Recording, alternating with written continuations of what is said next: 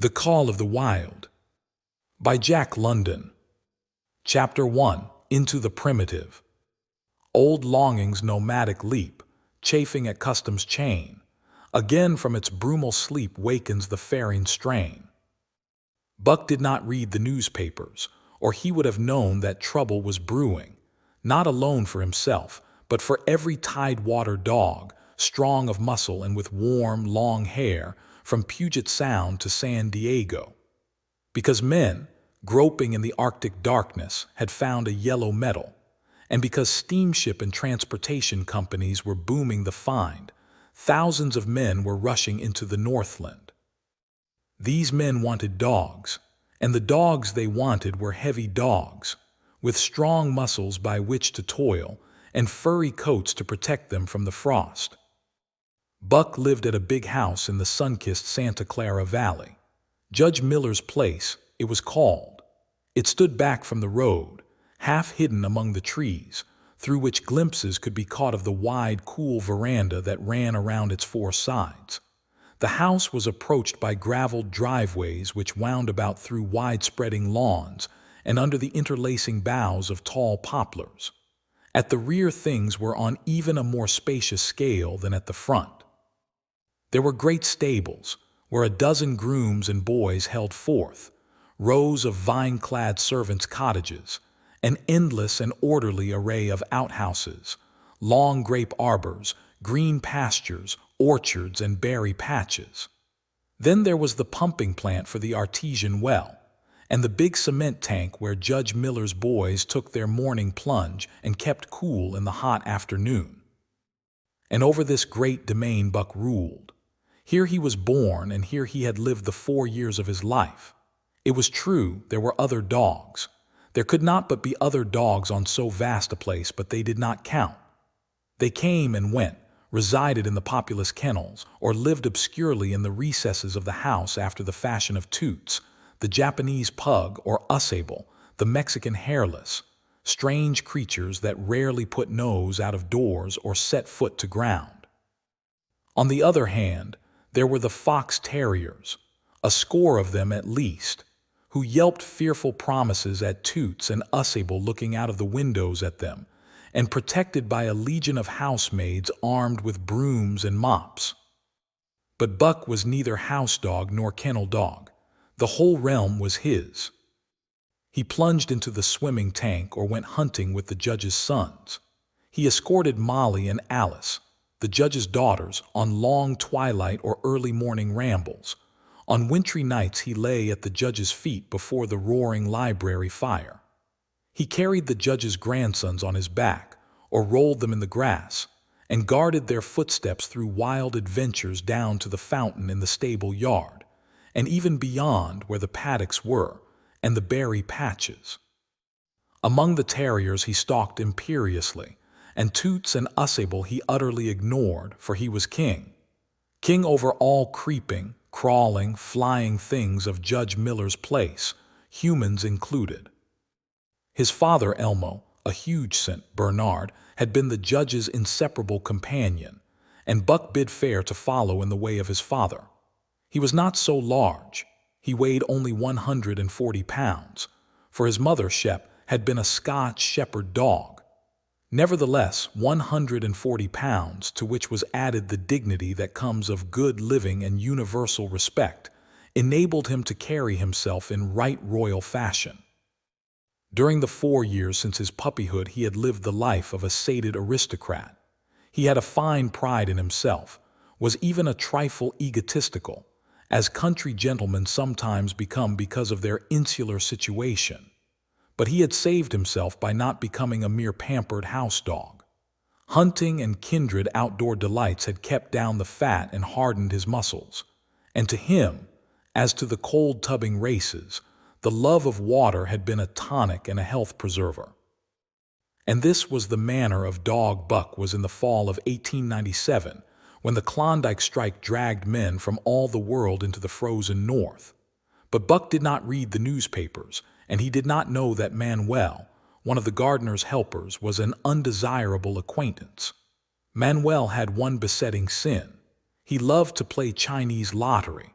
Also, in his gambling, he had one besetting weakness: faith in a system, and this made his damnation certain. For to play, a system requires money, while the wages of a gardener's helper do not lap over the needs of a wife and numerous progeny. The judge was at a meeting of the Raisin Growers Association, and the boys were busy organizing an athletic club on the memorable night of Manuel's treachery.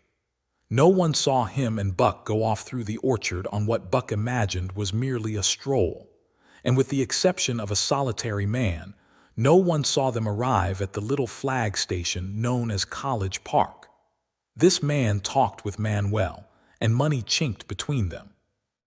"You might wrap up the goods before you deliver M," the stranger said gruffly, and Manuel doubled a piece of stout rope around Buck's neck under the collar.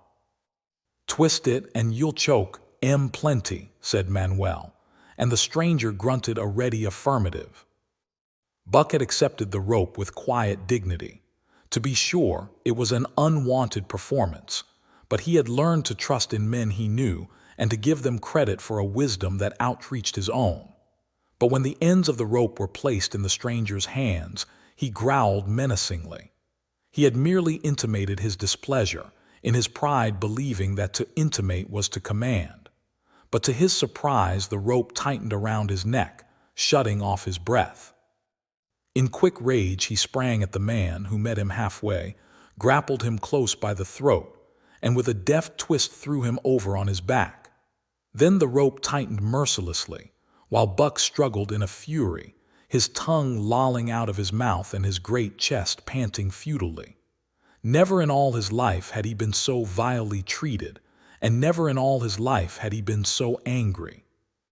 But his strength ebbed, his eyes glazed, and he knew nothing when the train was flagged and the two men threw him into the baggage car.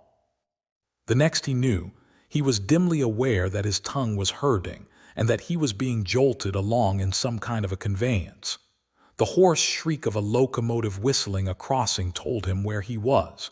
He had traveled too often with the judge not to know the sensation of riding in a baggage car. He opened his eyes, and into them came the unbridled anger of a kidnapped king. The man sprang for his throat, but Buck was too quick for him. His jaws closed on the hand, nor did they relax till his senses were choked out of him once more. "Yep, has fits," the man said, hiding his mangled hand from the baggageman, who had been attracted by the sounds of struggle. "I'm talkin', up for the boss to Frisco. A crack dog doctor there thinks that he can cure M." Concerning that night's ride, the man spoke most eloquently for himself, in a little shed back of a saloon on the San Francisco waterfront. "All I get is 50 for it," he grumbled, "and I wouldn't do it over for 1,000 cold cash." His hand was wrapped in a bloody handkerchief, and the right trouser leg was ripped from knee to ankle. "How much did the other mug get?" the saloon keeper demanded. 100 was the reply. "Wouldn't take a sou less, so help me." "That makes 150, the saloon keeper calculated, "and he's worth it or I'm a squarehead." The kidnapper undid the bloody wrappings and looked at his lacerated hand. "If I don't get the hydrophobia." "It'll be because you was born to hang," laughed the saloon keeper. "Here, lend me a hand before you pull your freight," he added. Dazed, suffering intolerable pain from throat and tongue, with the life half throttled out of him, Buck attempted to face his tormentors. But he was thrown down and choked repeatedly, till they succeeded in filing the heavy brass collar from off his neck. Then the rope was removed, and he was flung into a cage-like crate. There he lay for the remainder of the weary night, nursing his wrath and wounded pride. He could not understand what it all meant. What did they want with him, these strange men? Why were they keeping him pent up in this narrow crate? He did not know why, but he felt oppressed by the vague sense of impending calamity. Several times during the night he sprang to his feet when the shed door rattled open, expecting to see the judge, or the boys at least. but each time it was the bulging face of the saloon keeper that peered in at him by the sickly light of a tallow candle. And each time the joyful bark that trembled in Buck's throat was twisted into a savage growl. But the saloon keeper let him alone, and in the morning 4 men entered and picked up the crate. More tormentors, Buck decided, for they were evil-looking creatures, ragged and unkempt, and he stormed and raged at them through the bars. They only laughed and poked sticks at him, which he promptly assailed with his teeth till he realized that that was what they wanted. Whereupon he lay down sullenly and allowed the crate to be lifted into a wagon. Then he and the crate in which he was imprisoned began a passage through many hands. Clerks in the express office took charge of him. He was carted about in another wagon. A truck carried him, with an assortment of boxes and parcels, upon a ferry steamer. He was trucked off the steamer into a great railway depot, and finally he was deposited in an express car. For 2 days and nights this express car was dragged along at the tail of shrieking locomotives, and for 2 days and nights Buck neither ate nor drank. In his anger he had met the first advances of the express messengers with growls, and they had retaliated by teasing him. When he flung himself against the bars, quivering and frothing, they laughed at him and taunted him. They growled and barked like detestable dogs, mewed, and flapped their arms and crowed. It was all very silly, he knew, but therefore the more outrage to his dignity, and his anger waxed and waxed. He did not mind the hunger so much, but the lack of water caused him severe suffering and fanned his wrath to fever pitch. For that matter, high-strung and finely sensitive, the ill treatment had flung him into a fever, which was fed by the inflammation of his parched and swollen throat and tongue. He was glad for one thing: the rope was off his neck.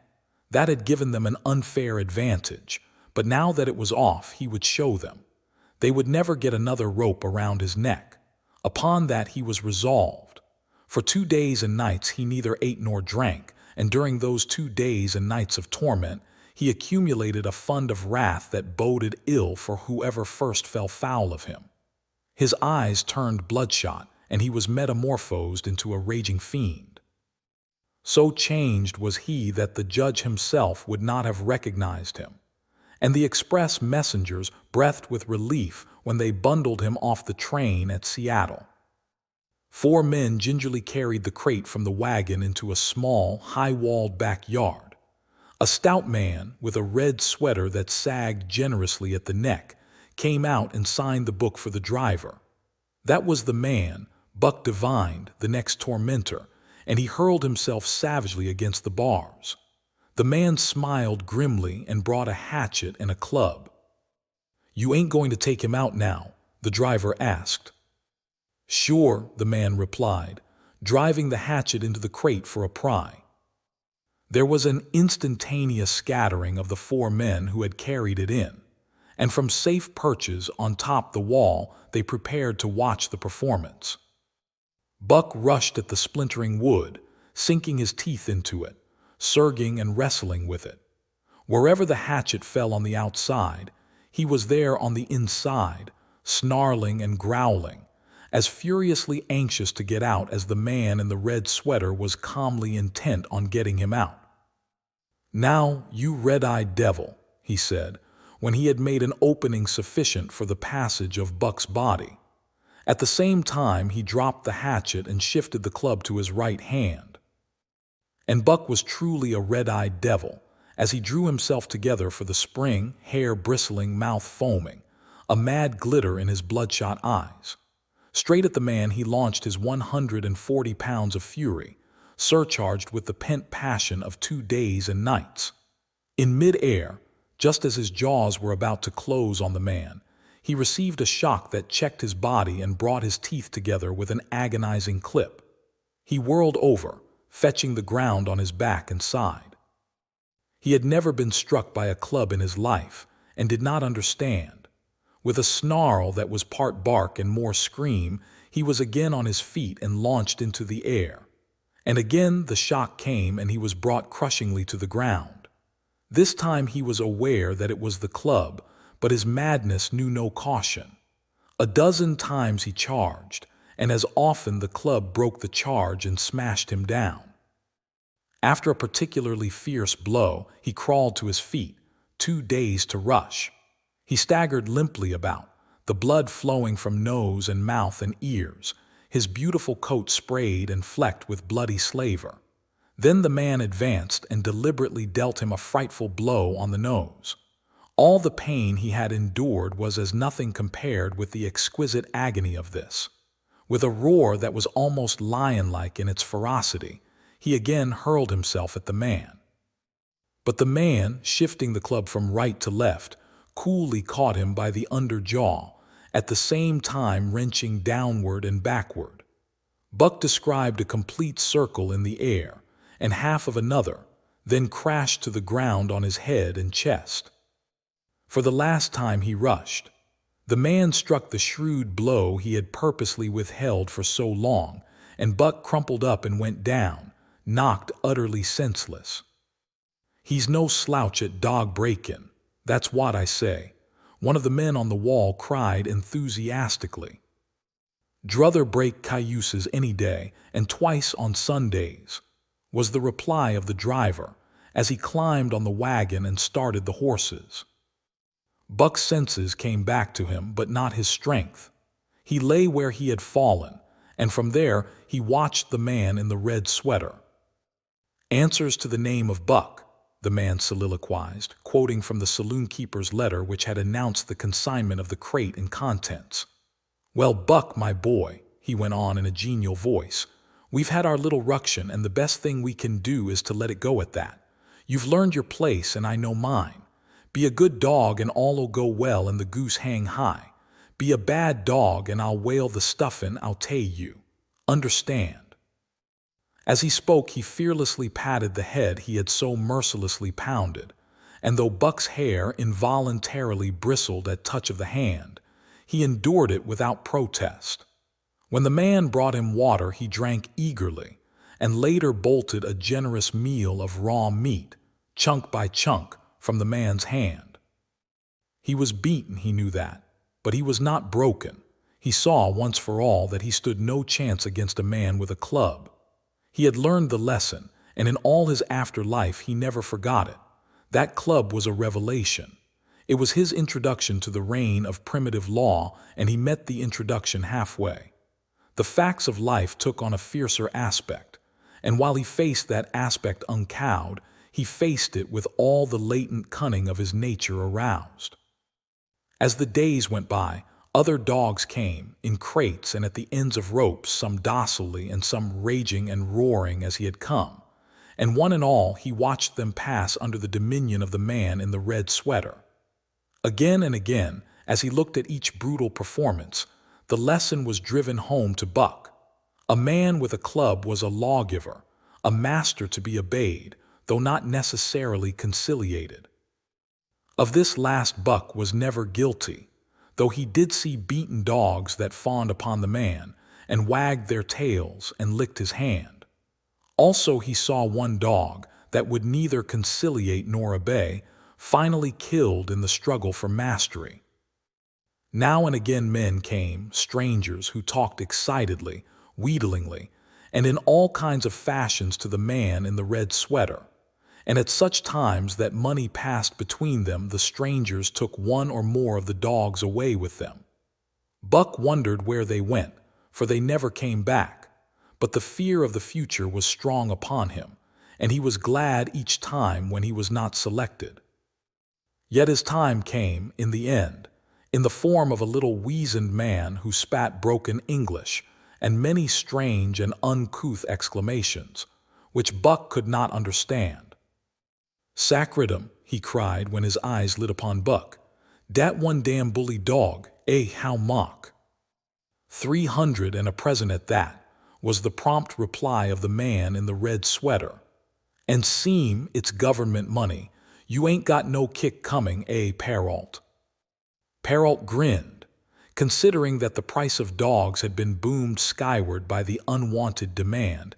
It was not an unfair sum for so fine an animal. The Canadian government would be no loser, nor would its dispatches travel the slower. Perrault knew dogs, and when he looked at Buck he knew that he was 1 in 1,000, 1 in 10,000, he commented mentally. Buck saw money pass between them, and was not surprised when Curly, a good-natured Newfoundland, and he were led away by the little weazened man. That was the last he saw of the man in the red sweater, and as Curly and he looked at receding Seattle from the deck of the narwhal, it was the last he saw of the warm Southland. Curly and he were taken below by Perrault and turned over to a giant called Francois. Perrault was a French-Canadian and swarthy, but Francois was a French-Canadian mixed race and twice as swarthy. They were a new kind of men to Buck, of which he was destined to see many more, and while he developed no affection for them, he none the less grew honestly to respect them. He speedily learned that Perrault and Francois were fair men, calm and impartial in administering justice, and too wise in the way of dogs to be fooled by dogs. In the 'tween decks of the narwhal, Buck and Curly joined 2 other dogs. One of them was a big, snow-white fellow from Spitzbergen who had been brought away by a whaling captain, and who had later accompanied a geological survey into the Barrens.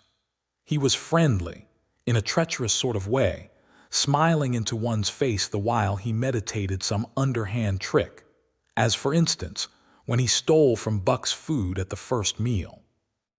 As Buck sprang to punish him, the lash of Francois's whip sang through the air, reaching the culprit first, and nothing remained to Buck but to recover the bone.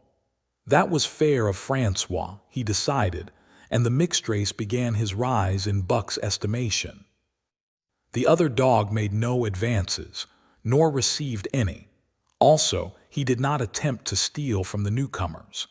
He was a gloomy, morose fellow, and he showed Curly plainly that all he desired was to be left alone, and further that there would be trouble if he were not left alone. Dave, he was called, and he ate and slept, or yawned between times, and took interest in nothing, not even when the narwhal crossed Queen Charlotte Sound and rolled and pitched and bucked like a thing possessed. When Buck and Curly grew excited, half wild with fear, he raised his head as though annoyed, favored them with an incurious glance, yawned, and went asleep again. Day and night the ship throbbed to the tireless pulse of the propeller, and though one day was very like another, it was apparent to Buck that the weather was steadily growing colder. At last, one morning, the propeller was quiet, and the narwhal was pervaded with an atmosphere of excitement. He felt it, as did the other dogs, and knew that a change was at hand. Francois leashed them and brought them on deck. At the first step upon the cold surface, Buck's feet sank into a white mushy something very like mud.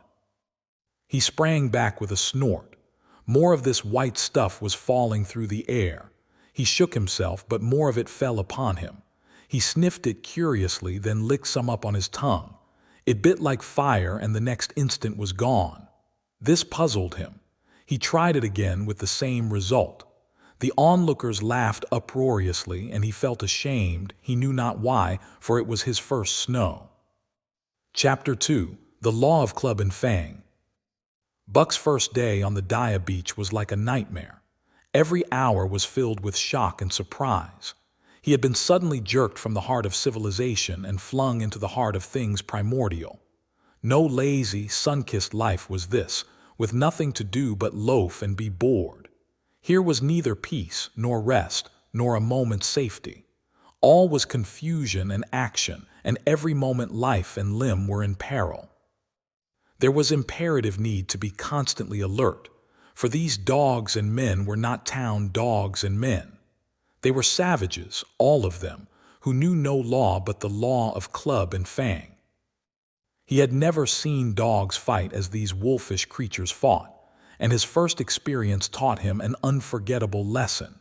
It is true, it was a vicarious experience, else he would not have lived to profit by it. Curly was the victim. They were camped near the log store, where she, in her friendly way, made advances to a husky dog the size of a full-grown wolf, though not half so large as she. There was no warning, only a leap in like a flash, a metallic clip of teeth, a leap out equally swift, and Curly's face was ripped open from eye to jaw. It was the wolf manner of fighting to strike and leap away, but there was more to it than this.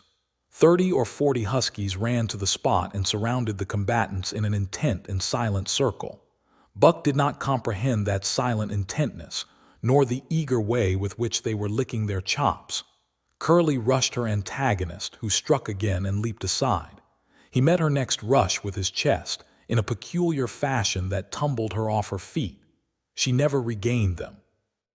This was what the onlooking huskies had waited for.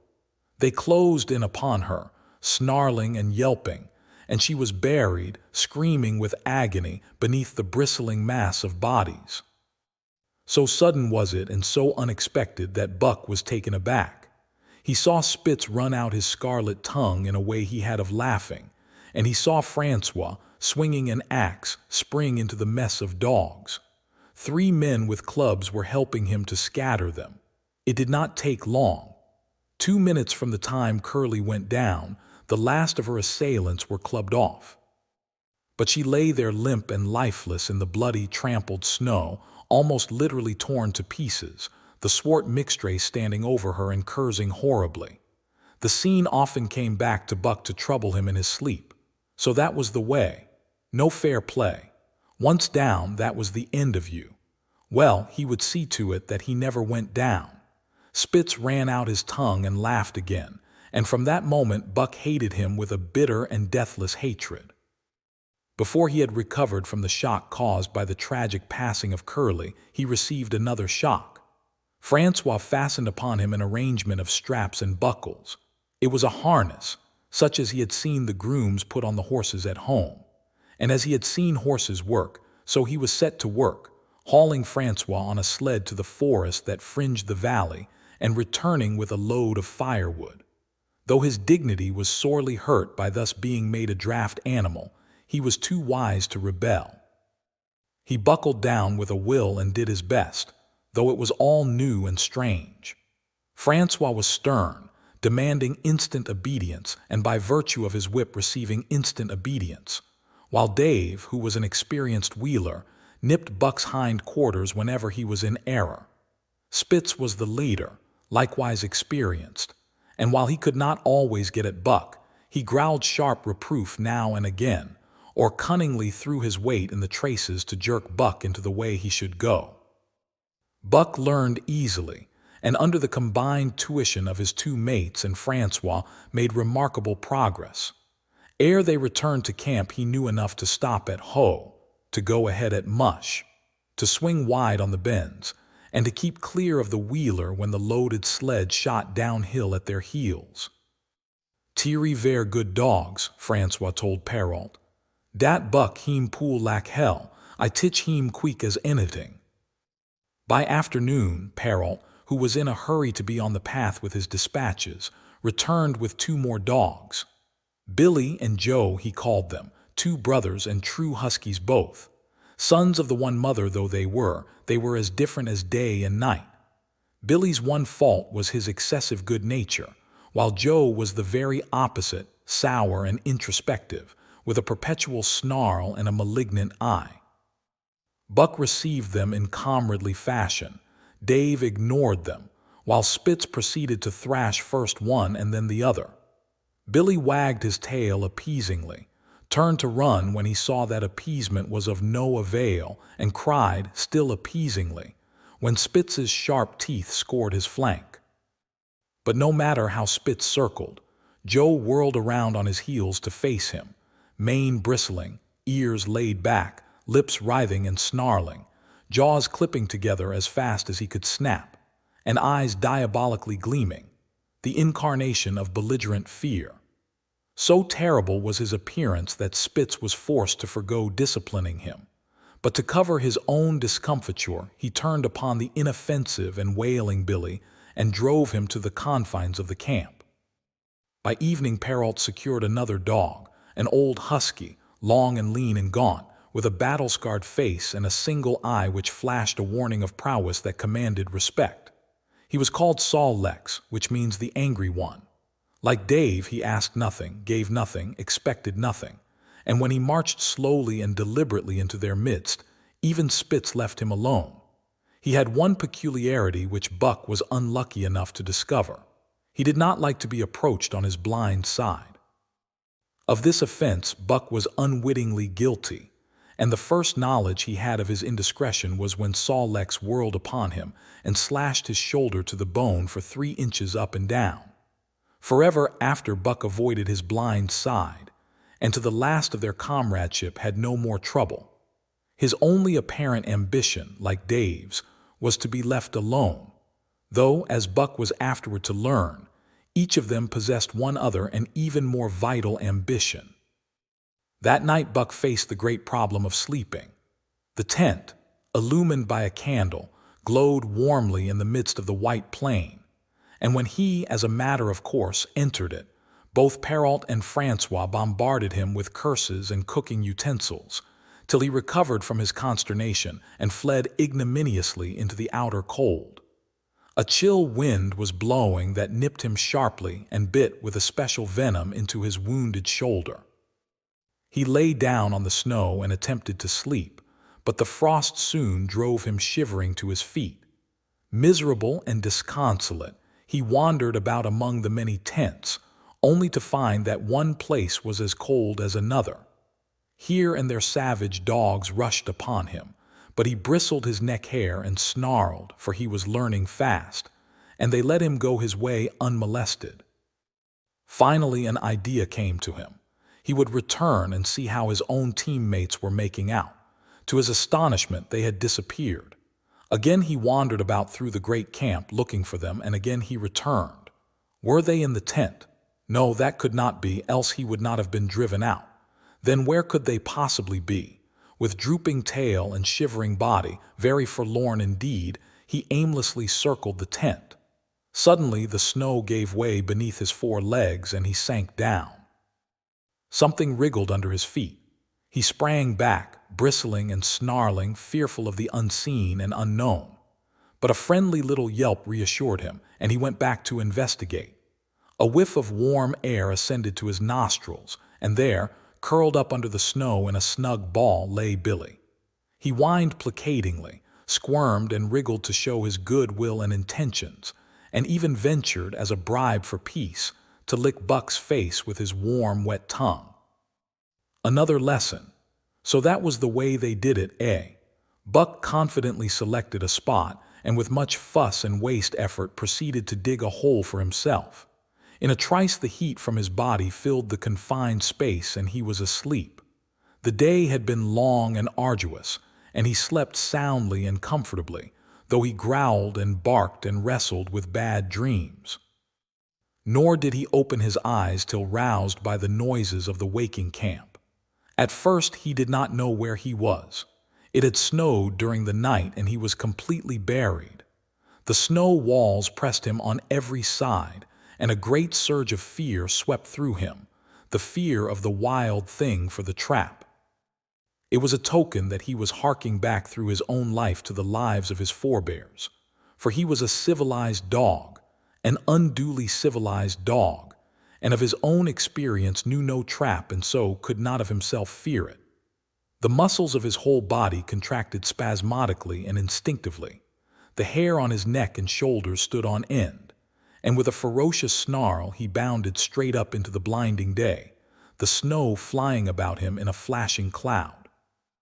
Ere he landed on his feet, he saw the white camp spread out before him and knew where he was, and remembered all that had passed from the time he went for a stroll with Manuel to the hole he had dug for himself the night before. A shout from Francois hailed his appearance. "What I say," the dog driver cried to Perrault. "Dat Buck for sure learn quick as anything." Perrault nodded gravely. As courier for the Canadian government, bearing important dispatches, he was anxious to secure the best dogs, and he was particularly gladdened by the possession of Buck. 3 more huskies were added to the team inside an hour, making a total of 9, and before another quarter of an hour had passed they were in harness and swinging up the path toward the Daya Canyon. Buck was glad to be gone, and though the work was hard, he found he did not particularly despise it. He was surprised at the eagerness which animated the whole team and which was communicated to him. But still more surprising was the change wrought in Dave and Saw Lex. They were new dogs, utterly transformed by the harness. All passiveness and unconcern had dropped from them. They were alert and active, anxious that the work should go well, and fiercely irritable with whatever, by delay or confusion, retarded that work.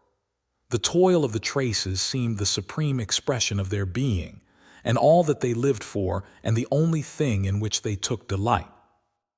Dave was wheeler or sled dog, pulling in front of him was Buck, then came Saw Lex. The rest of the team was strung out ahead, single file to the leader, which position was filled by Spitz. Buck had been purposely placed between Dave and Saw Lex so that he might receive instruction. Apt scholar that he was, they were equally apt teachers, never allowing him to linger long in error and enforcing their teaching with their sharp teeth. Dave was fair and very wise. He never nipped Buck without cause, and he never failed to nip him when he stood in need of it. As Francois's whip backed him up, Buck found it to be cheaper to mend his ways than to retaliate. Once, during a brief halt, when he got tangled in the traces and delayed the start, both Dave and Saw Lex flew at him and administered a sound trouncing. The resulting tangle was even worse, but Buck took good care to keep the traces clear thereafter. And ere the day was done, so well had he mastered his work, his mates about ceased nagging him. Francois's whip snapped less frequently, and Perrault even honored Buck by lifting up his feet and carefully examining them.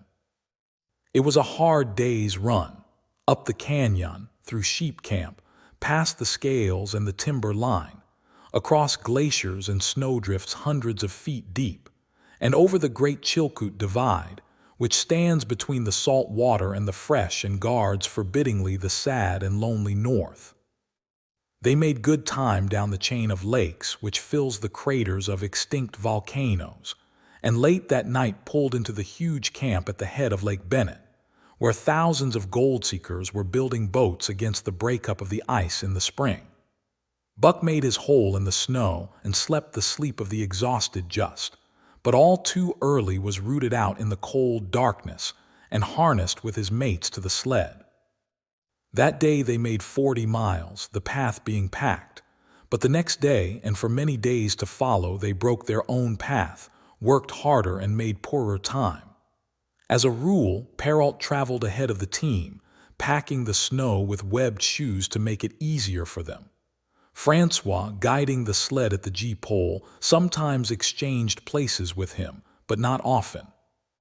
Perrault was in a hurry, and he prided himself on his knowledge of ice, which knowledge was indispensable, for the fall ice was very thin, and where there was swift water, there was no ice at all. Day after day, for days unending, Buck toiled in the traces.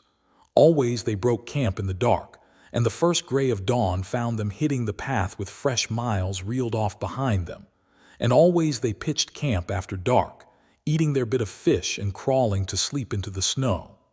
Buck was ravenous. The pound and a half of sun-dried salmon, which was his ration for each day, seemed to go nowhere. He never had enough and suffered from perpetual hunger pangs. Yet the other dogs, because they weighed less and were born to the life, received a pound only of the fish and managed to keep in good condition. He swiftly lost the fastidiousness which had characterized his old life. A dainty eater, he found that his mates, finishing first, robbed him of his unfinished ration. There was no defending it. While he was fighting off 2 or 3, it was disappearing down the throats of the others. To remedy this, he ate as fast as they, and so greatly did hunger compel him, he was not above taking what did not belong to him. He watched and learned. When he saw Pike, one of the new dogs, a clever malingerer and thief, slyly steal a slice of bacon when Perrault's back was turned, he duplicated the performance the following day, getting away with the whole chunk. A great uproar was raised, but he was unsuspected, while Dub, an awkward blunderer who was always getting caught, was punished for Buck's misdeed. This first theft marked Buck as fit to survive in the hostile Northland environment. It marked his adaptability, his capacity to adjust himself to changing conditions, the lack of which would have meant swift and terrible death. It marked, further, the decay or going to pieces of his moral nature, a vain thing and a handicap in the ruthless struggle for existence. It was all well enough in the Southland, under the law of love and fellowship, to respect private property and personal feelings. But in the Northland, under the law of club and fang, whoso took such things into account was a fool, and in so far as he observed them he would fail to prosper. Not that Buck reasoned it out. He was fit, that was all, and unconsciously he accommodated himself to the new mode of life. All his days, no matter what the odds, he had never run from a fight. But the club of the man in the red sweater had beaten into him a more fundamental and primitive code. Civilized, he could have died for a moral consideration, say the defense of Judge Miller's riding whip.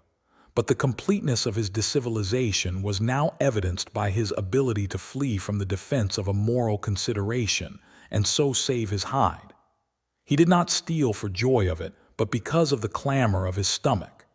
He did not rob openly, but stole secretly and cunningly, out of respect for club and fang. In short, the things he did were done, because it was easier to do them than not to do them. His development or retrogression was rapid. His muscles became hard as iron, and he grew callous to all ordinary pain. He achieved an internal as well as external economy. He could eat anything, no matter how loathsome or indigestible, and once eaten, the juices of his stomach extracted the last least particle of nutriment, and his blood carried it to the farthest reaches of his body, building it into the toughest and stoutest of tissues. Sight and scent became remarkably keen, while his hearing developed such acuteness that in his sleep he heard the faintest sound and knew whether it heralded peace or peril.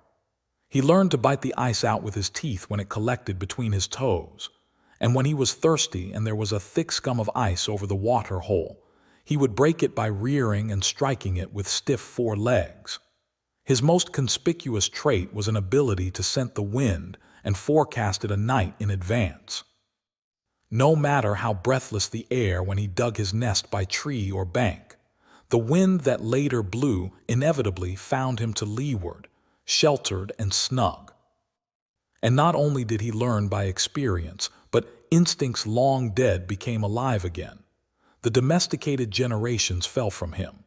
In vague ways he remembered back to the youth of the breed, to the time the wild dogs ranged in packs through the primeval forest and killed their meat as they ran it down.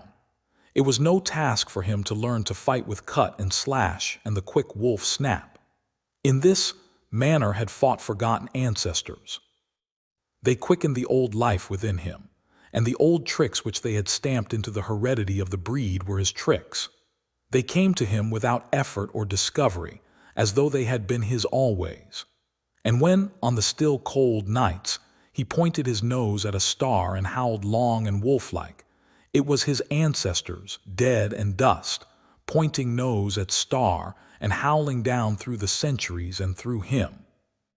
And his cadences were their cadences, the cadences which voiced their woe and what to them was the meaning of the stiffness, and the cold and dark. Thus, as token of what a puppet thing life is, the ancient song surged through him, and he came into his own again. And he came because men had found a yellow metal in the north, and because Manuel was a gardener's helper whose wages did not lap over the needs of his wife and divers small copies of himself. Chapter 3. The Dominant Primordial Beast. The dominant primordial beast was strong in buck, and under the fierce conditions of path life it grew and grew. Yet it was a secret growth. His newborn cunning gave him poise and control. He was too busy adjusting himself to the new life to feel at ease, and not only did he not pick fights, but he avoided them whenever possible. A certain deliberateness characterized his attitude. He was not prone to rashness and precipitate action, and in the bitter hatred between him and Spitz, he betrayed no impatience, shunned all offensive acts. On the other hand, possibly because he divined in Buck a dangerous rival, Spitz never lost an opportunity of showing his teeth. He even went out of his way to bully Buck, striving constantly to start the fight which could end only in the death of one or the other. Early in the trip, this might have taken place had it not been for an unwanted accident. At the end of this day, they made a bleak and miserable camp on the shore of Lake Labarge. Driving snow, a wind that cut like a white-hot knife, and darkness had forced them to grope for a camping place. They could hardly have fared worse. At their backs rose a perpendicular wall of rock, and Perrault and Francois were compelled to make their fire and spread their sleeping robes on the ice of the lake itself. The tent they had discarded at Daya in order to travel light. A few sticks of driftwood furnished them with a fire that thawed down through the ice and left them to eat supper in the dark. Close in under the sheltering rock Buck made his nest. So snug and warm was it that he was loath to leave it when Francois distributed the fish which he had first thawed over the fire. But when Buck finished his ration and returned, he found his nest occupied. A warning snarl told him that the trespasser was Spitz. Till now Buck had avoided trouble with his enemy, but this was too much. The beast in him roared. He sprang upon Spitz with a fury which surprised them both, and Spitz particularly, for his whole experience with Buck had gone to teach him that his rival was an unusually timid dog, who managed to hold his own only because of his great weight and size. Francois was surprised, too, when they shot out in a tangle from the disrupted nest and he divined the cause of the trouble. "Eh Allah," he cried to Buck, "gif it to him, by gar, gif it to him, the dirty thief." Spitz was equally willing. He was crying with sheer rage and eagerness as he circled back and forth for a chance to spring in. Buck was no less eager and no less cautious, as he likewise circled back and forth for the advantage. But it was then that the unexpected happened, the thing which projected their struggle for supremacy far into the future, past many a weary mile of path and toil. An oath from Perrault, the resounding impact of a club upon a bony frame, and a shrill yelp of pain heralded the breaking forth of pandemonium. The camp was suddenly discovered to be alive with skulking furry forms, starving huskies, 4 or 5 score of them who had scented the camp from some indigenous village. They had crept in while Buck and Spitz were fighting, and when the 2 men sprang among them with stout clubs, they showed their teeth and fought back. They were crazed by the smell of the food. Perrault found one with head buried in the grub box. His club landed heavily on the gaunt ribs, and the grub box was capsized on the ground. On the instant, a score of the famished brutes were scrambling for the bread and bacon. The clubs fell upon them unheeded. They yelped and howled under the rain of blows, but struggled none the less madly till the last crumb had been devoured. In the meantime, the astonished team dogs had burst out of their nests only to be set upon by the fierce invaders. Never had Buck seen such dogs. It seemed as though their bones would burst through their skins. They were mere skeletons, draped loosely in draggled hides with blazing eyes and slavered fangs. But the hunger madness made them terrifying, irresistible. There was no opposing them. The team dogs were swept back against the cliff at the first onset. Buck was beset by 3 huskies, and in a trice his head and shoulders were ripped and slashed. The din was frightful. Billy was crying as usual. Dave and Saul Lex, dripping blood from a score of wounds, were fighting bravely side by side. Joe was snapping like a demon. Once his teeth closed on the foreleg of a husky, and he crunched down through the bone. Pike, the malingerer, leaped upon the crippled animal, breaking its neck with a quick flash of teeth and a jerk. Buck got a frothing adversary by the throat, and was sprayed with blood when his teeth sank through the jugular. The warm taste of it in his mouth goaded him to greater fierceness. He flung himself upon another, and at the same time felt teeth sink into his own throat. It was Spitz, treacherously attacking from the side. Perrault and Francois, having cleaned out their part of the camp, hurried to save their sled dogs. The wild wave of famished beasts rolled back before them, and Buck shook himself free. But it was only for a moment. The two men were compelled to run back to save the grub, upon which the huskies returned to the attack on the team. Billy, terrified into bravery, sprang through the savage circle and fled away over the ice. Pike and Dub followed on his heels, with the rest of the team behind. As Buck drew himself together to spring after them, out of the tail of his eye he saw Spitz rush upon him with the evident intention of overthrowing him. Once off his feet and under that mass of huskies, there was no hope for him. But he braced himself to the shock of Spitz's charge, then joined the flight out on the lake. Later, the 9 team dogs gathered together and sought shelter in the forest. Though unpursued, they were in a sorry plight. There was not one who was not wounded in 4 or 5 places, while some were wounded grievously. Dub was badly injured in a hind leg. Dolly, the last husky added to the team at Dia, had a badly torn throat. Joe had lost an eye, while Billy, the good-natured, with an ear chewed and rent to ribbons, cried and whimpered throughout the night. At daybreak they limped warily back to camp, to find the marauders gone and the 2 men in bad tempers. Fully half their grub supply was gone. The huskies had chewed through the sled lashings and canvas coverings. In fact, nothing, no matter how remotely eatable, had escaped them. They had eaten a pair of Perrault's moose-hide moccasins, chunks out of the leather traces, and even 2 feet of lash from the end of Francois's whip. He broke from a mournful contemplation of it to look over his wounded dogs. "Ah, my frien," he said softly, "meb it mek you mad dog dose many bites. Meb all mad dog sacredum. What you tink, Perrault?" The courier shook his head dubiously. With 400 miles of path still between him and Dawson, he could ill afford to have madness break out among his dogs.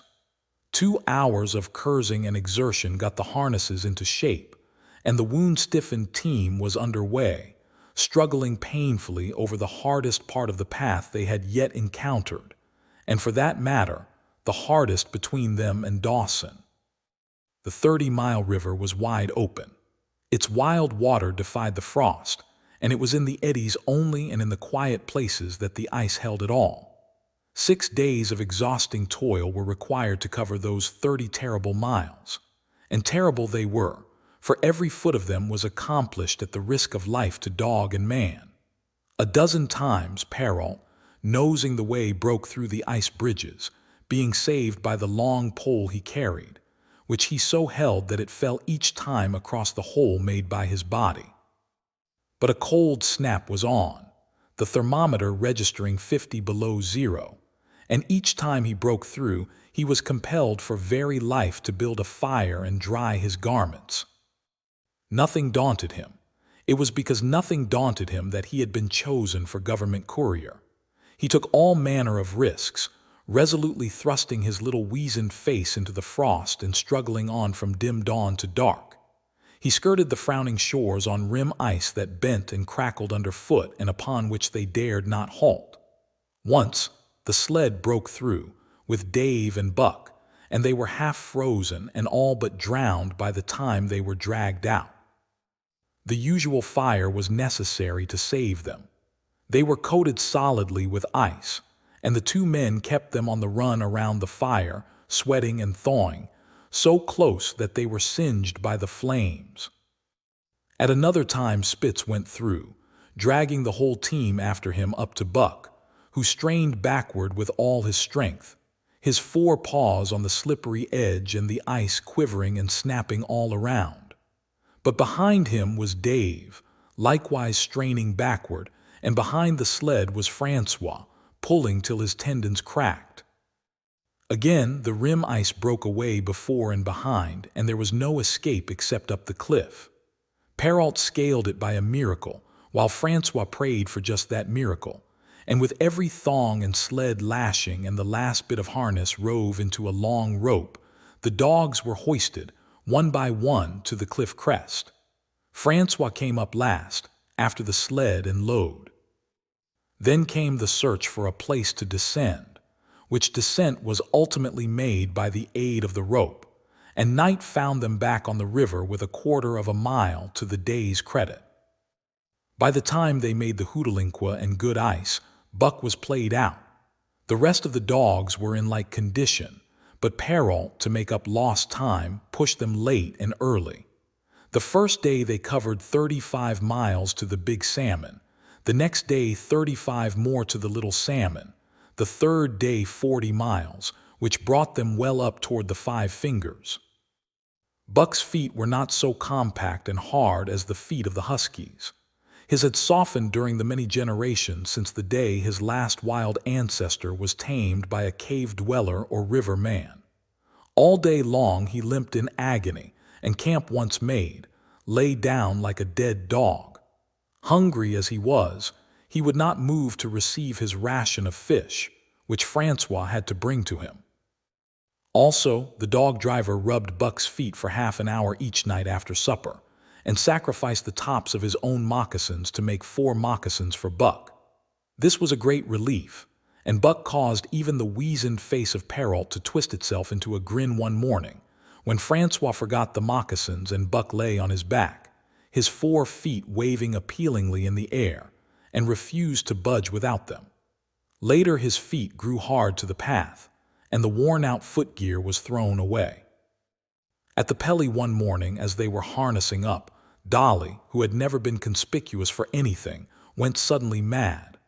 She announced her condition by a long, heartbreaking wolf howl that sent every dog bristling with fear, then sprang straight for Buck. He had never seen a dog go mad, nor did he have any reason to fear madness. Yet he knew that here was horror and fled away from it in a panic. Straight away he raced, with Dolly panting and frothing one leap behind. Nor could she gain on him, so great was his terror, nor could he leave her, so great was her madness. He plunged through the wooded breast of the island, flew down to the lower end, crossed a back channel filled with rough ice to another island, gained a third island, curved back to the main river, and in desperation started to cross it. And all the time, though he did not look, he could hear her snarling just one leap behind. Francois called to him 1/4 of a mile away, and he doubled back, still one leap ahead, gasping painfully for air and putting all his faith in that Francois would save him. The dog driver held the axe poised in his hand, and as Buck shot past him, the axe crashed down upon Mad Dolly's head. Buck staggered over against the sled, exhausted, sobbing for breath, helpless. This was Spitz's opportunity. He sprang upon Buck, and twice his teeth sank into his unresisting foe and ripped and tore the flesh to the bone. Then Francois's lash descended, and Buck had the satisfaction of watching Spitz receive the worst whipping as yet administered to any of the teams. "One devil, dat Spitz," remarked Perrault. "Some damn day heem kill dat Buck." "Dat Buck 2 devils," was Francois's rejoinder. "All de tam I watch dat Buck I know for sure. Listen, some damn fine day heem get mad like hell and den heem chew dat Spitz all up and spit heem out on de snow. Sure, I know." From then on it was war between them. Spitz, as lead dog and acknowledged master of the team, felt his supremacy threatened by this strange Southland dog. And strange Buck was to him, for of the many Southland dogs he had known, not one had shown up worthily in camp and on path. They were all too soft, dying under the toil, the frost, and starvation. Buck was the exception. He alone endured and prospered, matching the husky in strength, savagery, and cunning. Then he was a masterful dog, and what made him dangerous was the fact that the club of the man in the red sweater had knocked all blind pluck and rashness out of his desire for mastery. He was preeminently cunning, and could bide his time with a patience that was nothing less than primitive. It was inevitable that the clash for leadership should come. Buck wanted it. He wanted it because it was his nature, because he had been gripped tight by that nameless, incomprehensible pride of the path and trace, that pride which holds dogs in the toil to the last gasp, which lures them to die joyfully in the harness, and breaks their hearts if they are cut out of the harness. This was the pride of Dave as wheel dog, of Saul Lex as he pulled with all his strength, the pride that laid hold of them at break of camp, transforming them from sour and sullen brutes into straining, eager, ambitious creatures, the pride that spurred them on all day and dropped them at pitch of camp at night, letting them fall back into gloomy unrest and uncontent. This was the pride that bore up Spitz and made him thrash the sled dogs who blundered and shirked in the traces or hid away at harness-up time in the morning. Likewise, it was this pride that made him fear Buck as a possible lead dog. And this was Buck's pride, too. He openly threatened the other's leadership. He came between him and the shirks he should have punished, and he did it deliberately. One night there was a heavy snowfall, and in the morning Pike, the malingerer, did not appear. He was securely hidden in his nest under a foot of snow. Francois called him and sought him in vain. Spitz was wild with wrath. He raged through the camp, smelling and digging in every likely place, snarling so frightfully that Pike heard and shivered in his hiding place. But when he was at last unearthed, and Spitz flew at him to punish him, Buck flew with equal rage in between. So unexpected was it and so shrewdly managed that Spitz was hurled backward and off his feet. Pike, who had been trembling abjectly, took heart at this open mutiny and sprang upon his overthrown leader. Buck, to whom fair play was a forgotten code, likewise sprang upon Spitz. But Francois, chuckling at the incident while unswerving in the administration of justice, brought his lash down upon Buck with all his might. This failed to drive Buck from his prostrate rival, and the butt of the whip was brought into play. Half stunned by the blow, Buck was knocked backward and the lash laid upon him again and again, while Spitz soundly punished the many times offending Pike. In the days that followed, as Dawson grew closer and closer, Buck still continued to interfere between Spitz and the culprits, but he did it craftily when Francois was not around. With the covert mutiny of Buck, a general insubordination sprang up and increased. Dave and Saul Lex were unaffected, but the rest of the team went from bad to worse. Things no longer went right. There was continual bickering and jangling. Trouble was always afoot, and at the bottom of it was Buck. He kept Francois busy, for the dog driver was in constant apprehension of the life and death struggle between the two, which he knew must take place sooner or later. And on more than one night, the sounds of quarreling and strife among the other dogs turned him out of his sleeping robe, fearful that Buck and Spitz were at it.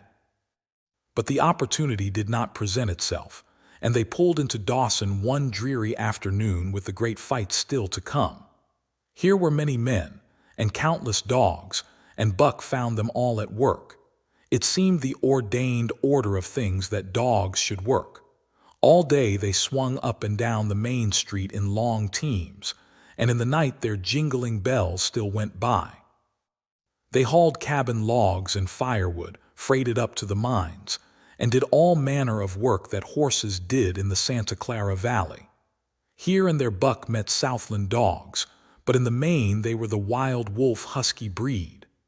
Every night regularly at 9, at 12, at 3, they lifted a nocturnal song, a weird and eerie chant in which it was Buck's delight to join.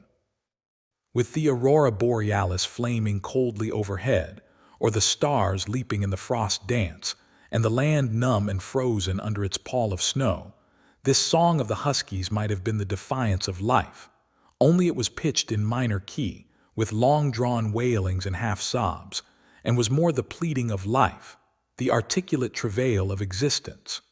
It was an old song, old as the breed itself, one of the first songs of the younger world in a day when songs were sad. It was invested with the woe of unnumbered generations, this plaint by which Buck was so strangely stirred. When he moaned and sobbed, It was with the pain of living that was of old the pain of his wild fathers, and the fear and mystery of the cold and dark that was to them fear and mystery. And that he should be stirred by it marked the completeness with which he harked back through the ages of fire and roof to the raw beginnings of life in the howling ages. 7 days from the time they pulled into Dawson, they dropped down the steep bank by the barracks to the Yukon path and pulled for Dia and salt water. Perrault was carrying dispatches, if anything more urgent than those he had brought in. Also, the travel pride had gripped him, and he purposed to make the record trip of the year. Several things favored him in this. The week's rest had recuperated the dogs and put them in thorough trim. The path they had broken into the country was packed hard by later journeyers. And further, the police had arranged in 2 or 3 places deposits of grub for dog and man, and he was traveling light. They made 60 Mile, which is a 50-mile run, on the first day, and the second day saw them booming up the Yukon well on their way to Pelly. But such splendid running was achieved not without great trouble and vexation on the part of Francois. The insidious revolt led by Buck had destroyed the solidarity of the team. It no longer was as one dog leaping in the traces. The encouragement Buck gave the rebels led them into all kinds of petty misdemeanors. No more was Spitz a leader greatly to be feared. The old awe departed, and they grew equal to challenging his authority. Pike robbed him of half a fish one night and gulped it down under the protection of Buck. Another night Dub and Joe fought Spitz and made him forgo the punishment they deserved. And even Billy, the good-natured, was less good-natured, and why not half so placatingly as in former days? Buck never came near Spitz without snarling and bristling menacingly. In fact, his conduct approached that of a bully, and he was given to swaggering up and down before Spitz's very nose. The breaking down of discipline likewise affected the dogs in their relations with one another. They quarreled and bickered more than ever among themselves, till at times the camp was a howling bedlam. Dave and Sol Lex alone were unaltered, though they were made irritable by the unending squabbling. Francois swore strange barbarous oaths and stamped the snow in futile rage and tore his hair. His lash was always singing among the dogs, but it was of small avail. Directly his back was turned, they were at it again. He backed up Spitz with his whip, while Buck backed up the remainder of the team. Francois knew he was behind all the trouble, and Buck knew he knew, but Buck was too clever ever again to be caught red-handed. He worked faithfully in the harness, for the toil had become a delight to him, yet it was a greater delight slyly to precipitate a fight amongst his mates and tangle the traces. At the mouth of the Tahkeena one night after supper, Dub turned up a snowshoe rabbit, blundered it, and missed. In a second the whole team was in full cry. 100 yards away was a camp of the Northwest Police, with 50 dogs, huskies all, who joined the chase. The rabbit sped down the river, turned off into a small creek, up the frozen bed of which it held steadily. It ran lightly on the surface of the snow, while the dogs plowed through by main strength. Buck led the pack, 60 strong, around bend after bend, but he could not gain. He lay down low to the race, whining eagerly, his splendid body flashing forward leap by leap in the wan white moonlight. And leap by leap, like some pale frost wraith, the snowshoe rabbit flashed on ahead. All that stirring of old instincts which at stated periods drives men out from the sounding cities to forest and plain to kill things by chemically propelled leaden pellets, the blood lust, the joy to kill, all this was Buck's, only it was infinitely more intimate.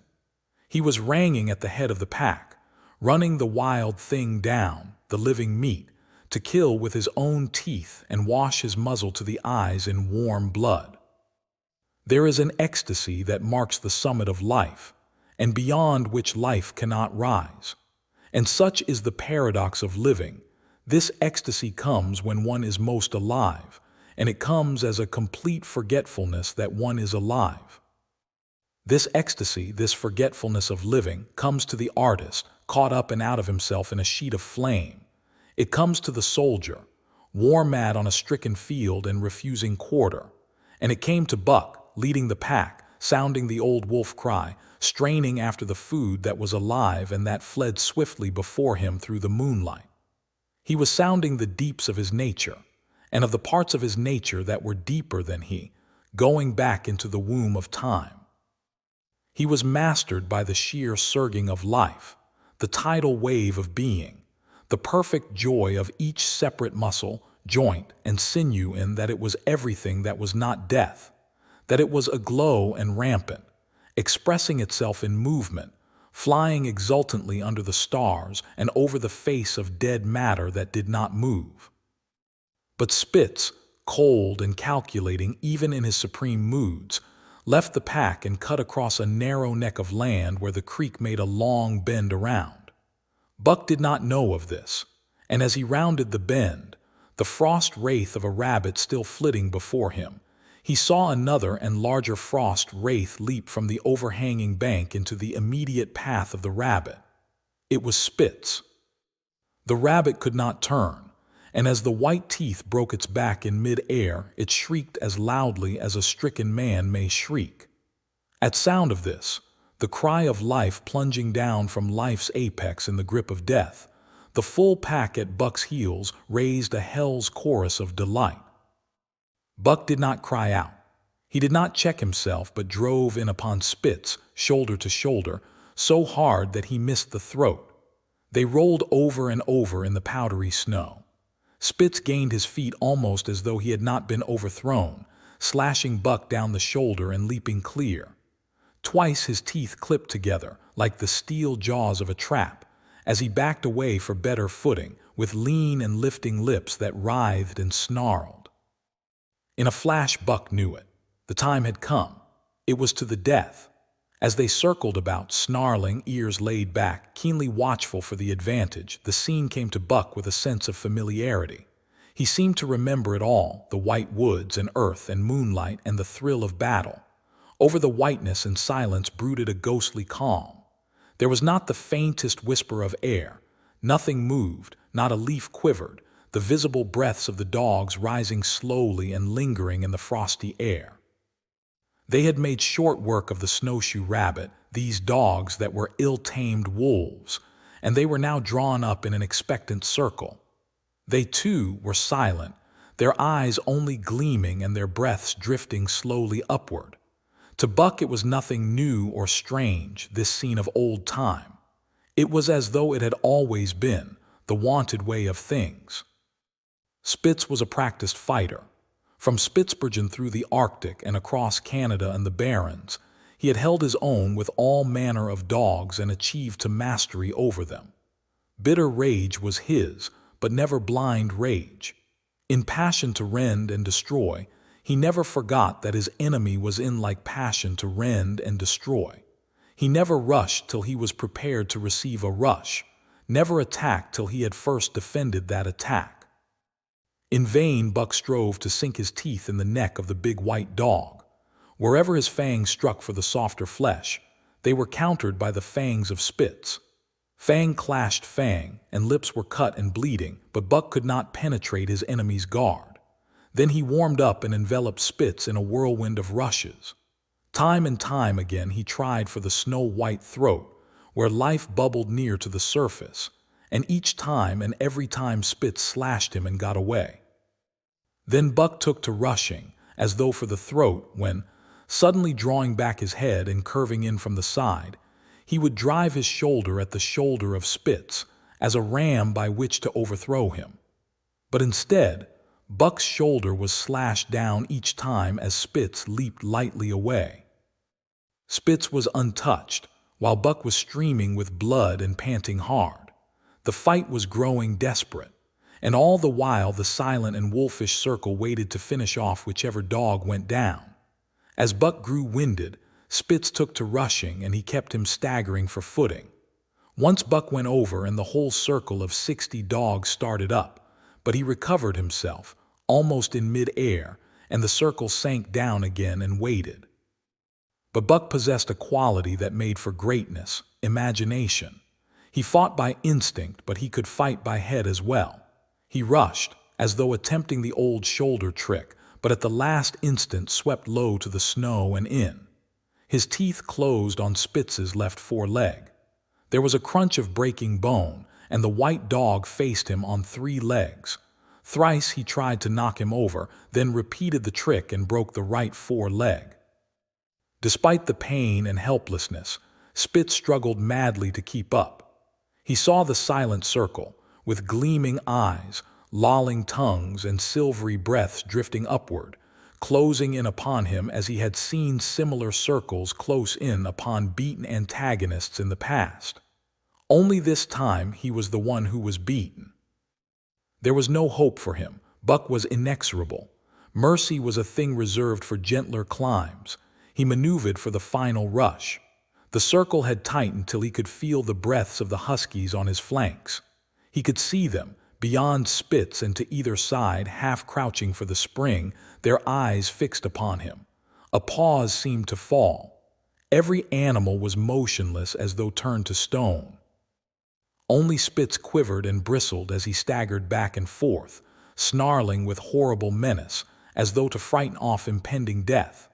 Then Buck sprang in and out, but while he was in, shoulder had at last squarely met shoulder. The dark circle became a dot on the moon-flooded snow as Spitz disappeared from view. Buck stood and looked on, the successful champion, the dominant primordial beast who had made his kill and found it good. Chapter 4. Who has won to mastership? What I say. I spik true wn I say dat Buck 2 devils. This was Francois's speech next morning when he discovered Spitz missing and Buck covered with wounds. He drew him to the fire and by its light pointed them out. Dat Spitz fight like hell, said Perrault, as he surveyed the gaping rips and cuts. And dat Buck fight like 2 hells, was Francois's answer. And now we make good time. No more Spitz, no more trouble, sure. While Perrault packed the camp outfit and loaded the sled, the dog driver proceeded to harness the dogs. Buck trotted up to the place Spitz would have occupied as leader, but Francois, not noticing him, brought Sol Lex to the coveted position. In his judgment, Sol Lex was the best lead dog left. Buck sprang upon Sol Lex in a fury, driving him back and standing in his place. Francois cried, slapping his thighs gleefully. Look at dat Buck. Heem killed dat Spitz, heem tink to take the job. Go way, Chook, he cried, but Buck refused to budge. He took Buck by the scruff of the neck, and though the dog growled threateningly, dragged him to one side and replaced Sol Lex. The old dog did not like it, and showed plainly that he was afraid of Buck. Francois was obdurate, but when he turned his back, Buck again displaced Sol Lex, who was not at all unwilling to go. Francois was angry.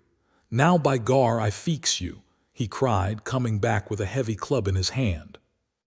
Buck remembered the man in the red sweater and retreated slowly, nor did he attempt to charge in when Sol Lex was once more brought forward. But he circled just beyond the range of the club, snarling with bitterness and rage. And while he circled, he watched the club so as to dodge it if thrown by Francois, for he was become wise in the way of clubs. The driver went about his work, and he called to Buck when he was ready to put him in his old place in front of Dave. Buck retreated 2 or 3 steps. Francois followed him up, whereupon he again retreated.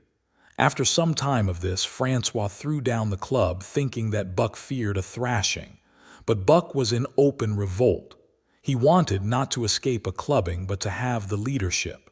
It was his by right. He had earned it, and he would not be content with less. Perrault took a hand. Between them they ran him about for the better part of an hour. They threw clubs at him. He dodged. They cursed him, and his fathers and mothers before him, and all his seed to come after him down to the remotest generation, and every hair on his body and drop of blood in his veins. And he answered curse with snarl and kept out of their reach. He did not try to run away, but retreated around and around the camp, advertising plainly that when his desire was met, he would come in and be good. Francois sat down and scratched his head. Perrault looked at his watch and swore. Time was flying and they should have been on the path an hour gone. Francois scratched his head again. He shook it and grinned sheepishly at the courier, who shrugged his shoulders in sign that they were beaten. Then Francois went up to where Sol-leks stood and called to Buck. Buck laughed, as dogs laugh, yet kept his distance. Francois unfastened Sol-leks's traces and put him back in his old place. The team stood harnessed to the sled in an unbroken line, ready for the path. There was no place for Buck save at the front. Once more Francois called, and once more Buck laughed and kept away. "Tiro down to club," Perrault commanded. Francois complied, whereupon Buck trotted in, laughing triumphantly, and swung around into position at the head of the team. His traces were fastened, the sled broken out, and with both men running they dashed out onto the river path.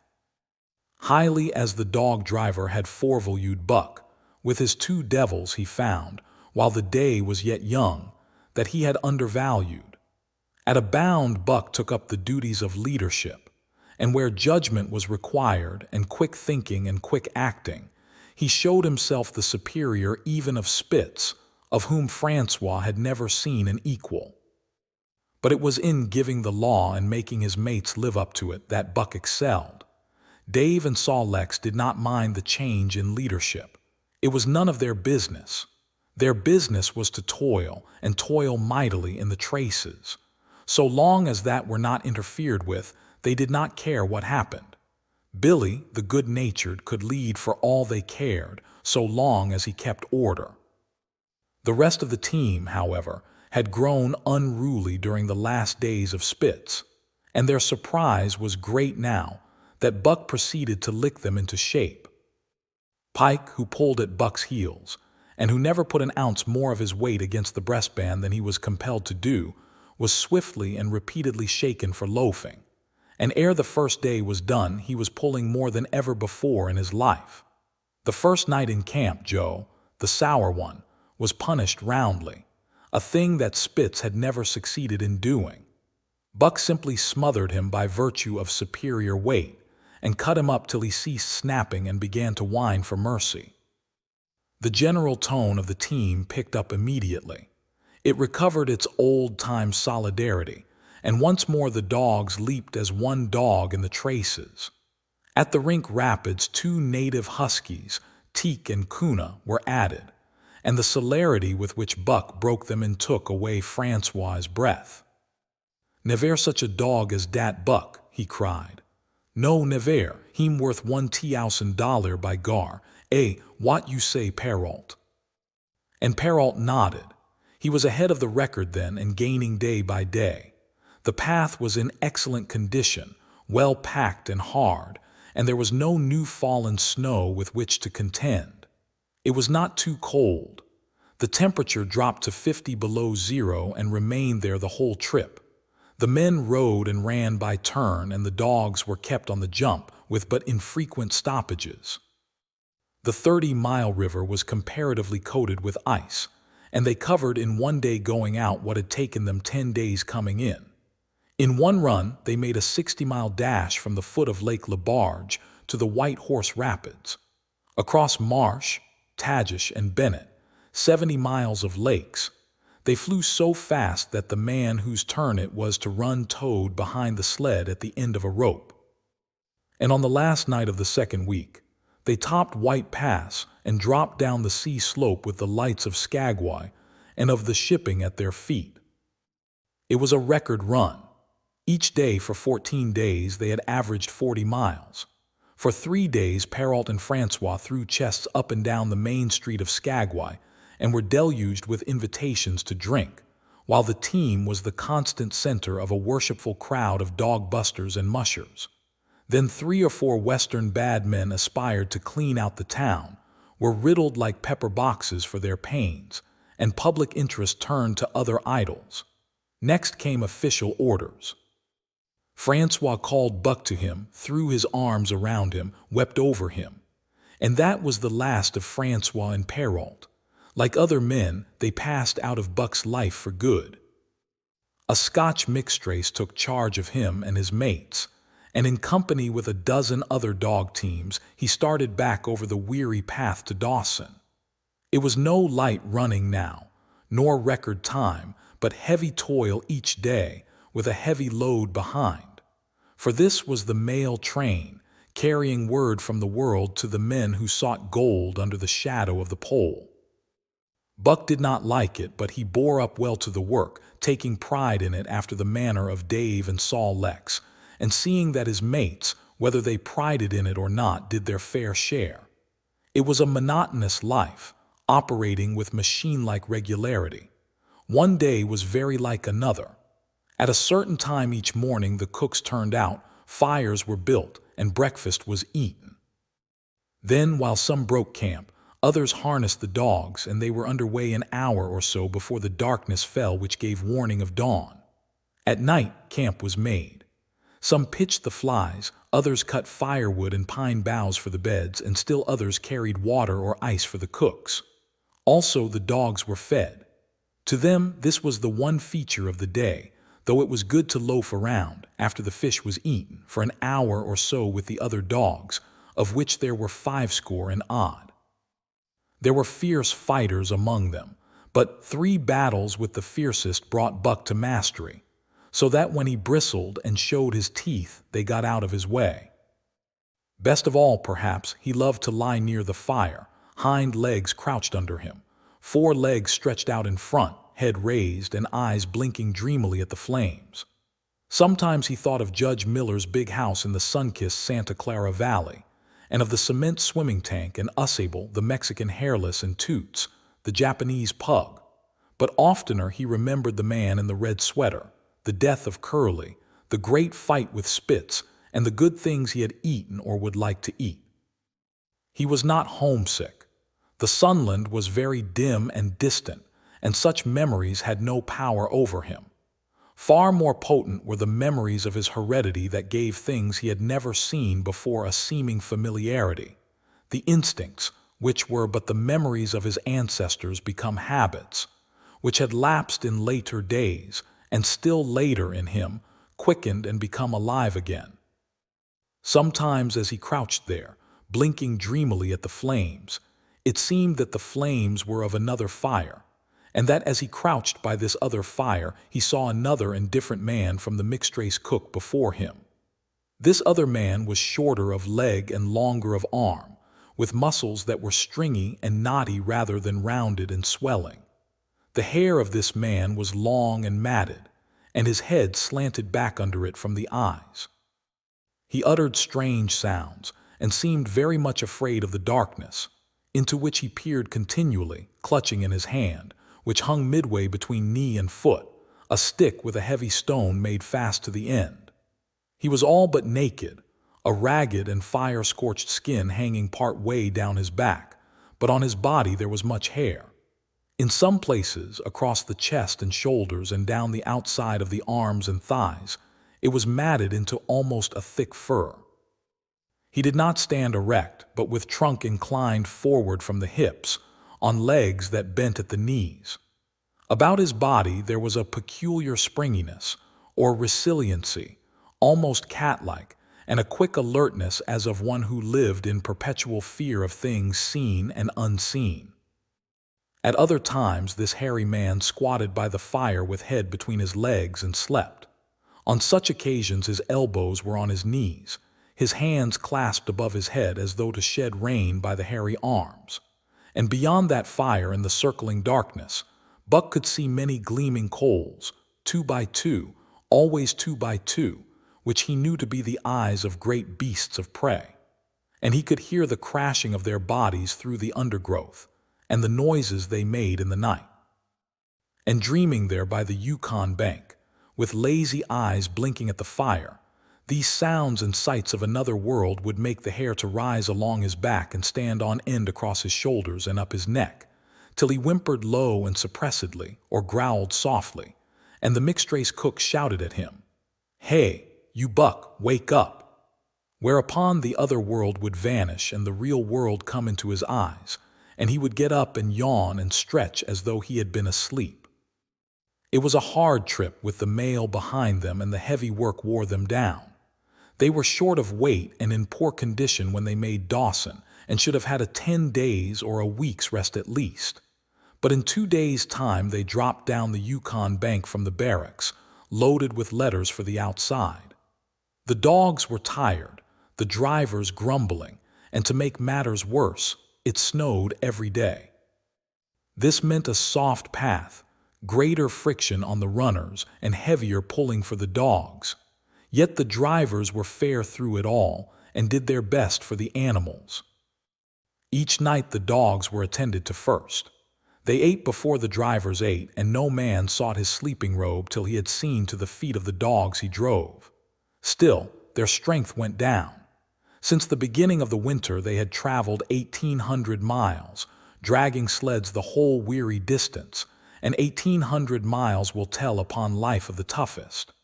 Buck stood it, keeping his mates up to their work and maintaining discipline, though he, too, was very tired. Billy cried and whimpered regularly in his sleep each night. Joe was sourer than ever, and Sol Lex was unapproachable, blind side or other side. But it was Dave who suffered most of all. Something had gone wrong with him. He became more morose and irritable, and when camp was pitched at once made his nest, where his driver fed him. Once out of the harness and down, he did not get on his feet again till harness-up time in the morning. Sometimes in the traces, when jerked by a sudden stoppage of the sled or by straining to start it, he would cry out with pain. The driver examined him but could find nothing. All the drivers became interested in his case. They talked it over at meal time and over their last pipes before going to bed, and one night they held a consultation. He was brought from his nest to the fire and was pressed and prodded till he cried out many times. Something was wrong inside, but they could locate no broken bones, could not make it out.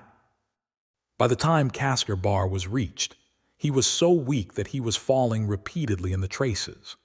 The Scotch mixed race called a halt and took him out of the team, making the next dog, Sol Lex, fast to the sled. His intention was to rest Dave, letting him run free behind the sled.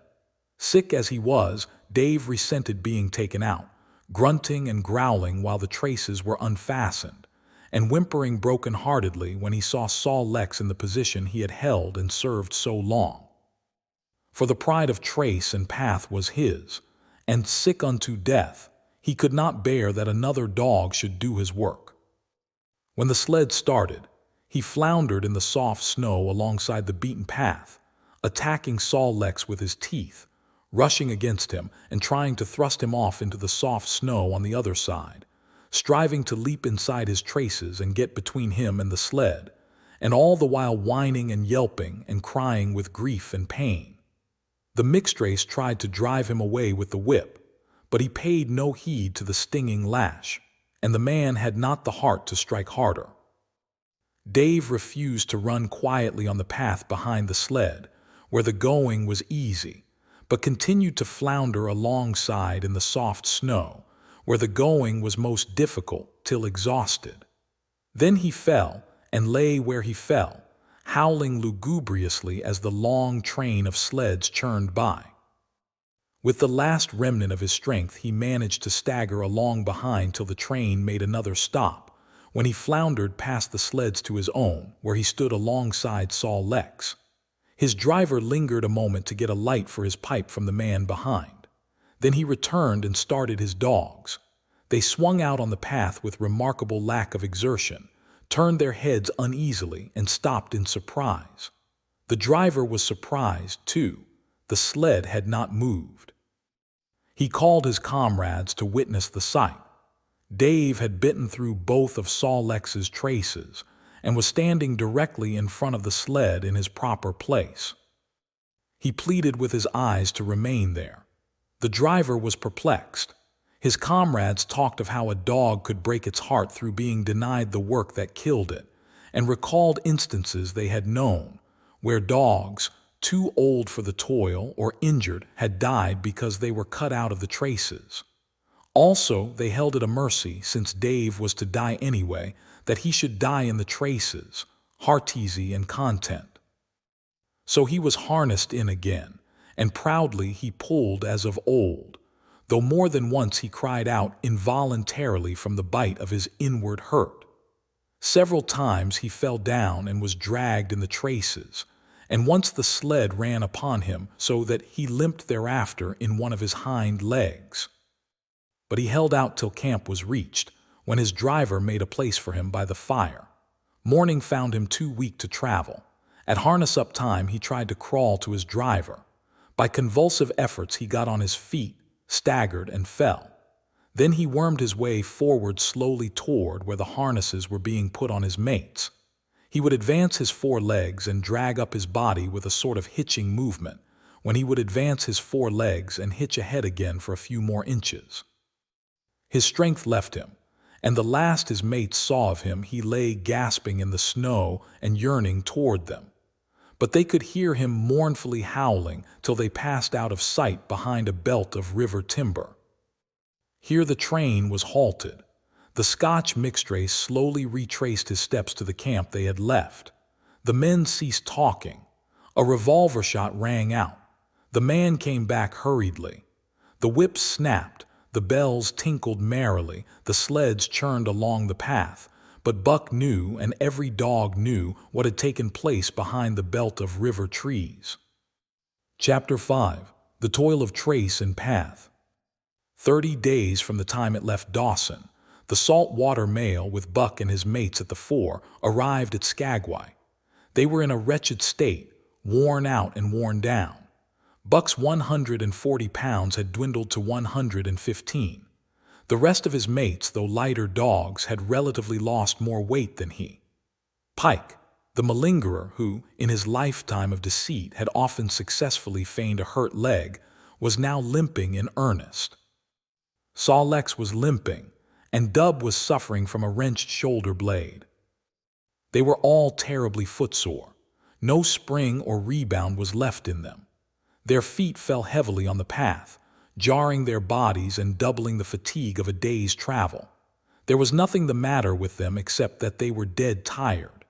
It was not the dead tiredness that comes through brief and excessive effort, from which recovery is a matter of hours, but it was the dead tiredness that comes through the slow and prolonged strength drainage of months of toil. There was no power of recuperation left, no reserve strength to call upon. It had been all used, the last least bit of it. Every muscle, every fiber, every cell was tired, dead tired. And there was reason for it. In less than 5 months they had traveled 2,500 miles, during the last 1,800 of which they had had but 5 days' rest. When they arrived at Skagway, they were apparently on their last legs. They could barely keep the traces taut, and on the down grades just managed to keep out of the way of the sled. "Mush on, poor sore feets," the driver encouraged them as they tottered down the main street of Skagway. "Dis is de laws, den we get one long raise. For sure, one bully long raise." The drivers confidently expected a long stopover. Themselves, they had covered 1,200 miles with 2 days' rest, and in the nature of reason and common justice they deserved an interval of loafing. But so many were the men who had rushed into the Klondike, and so many were the sweethearts, wives, and kin that had not rushed in, that the congested mail was taking on alpine proportions.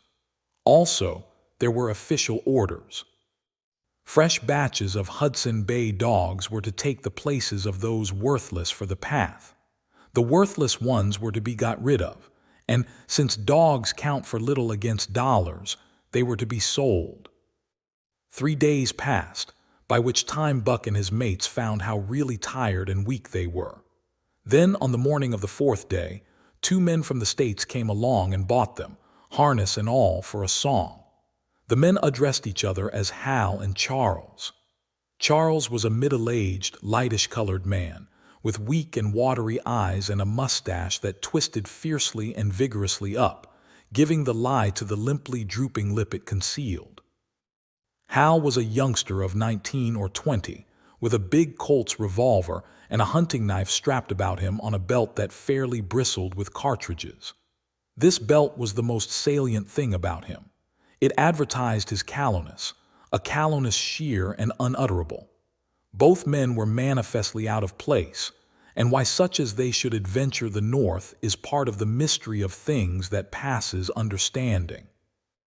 Buck heard the chaffering, saw the money pass between the man and the government agent, and knew that the Scotch mixed race and the mail-train drivers were passing out of his life on the heels of Perrault and Francois and the others who had gone before.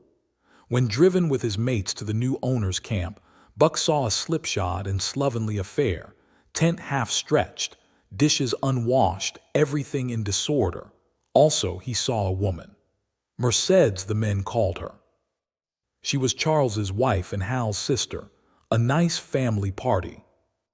Buck watched them apprehensively as they proceeded to take down the tent and load the sled. There was a great deal of effort about their manner, but no businesslike method. The tent was rolled into an awkward bundle 3 times as large as it should have been. The tin dishes were packed away unwashed. Mercedes continually fluttered in the way of her men and kept up an unbroken chattering of remonstrance and advice. When they put a clothes sack on the front of the sled, she suggested it should go on the back.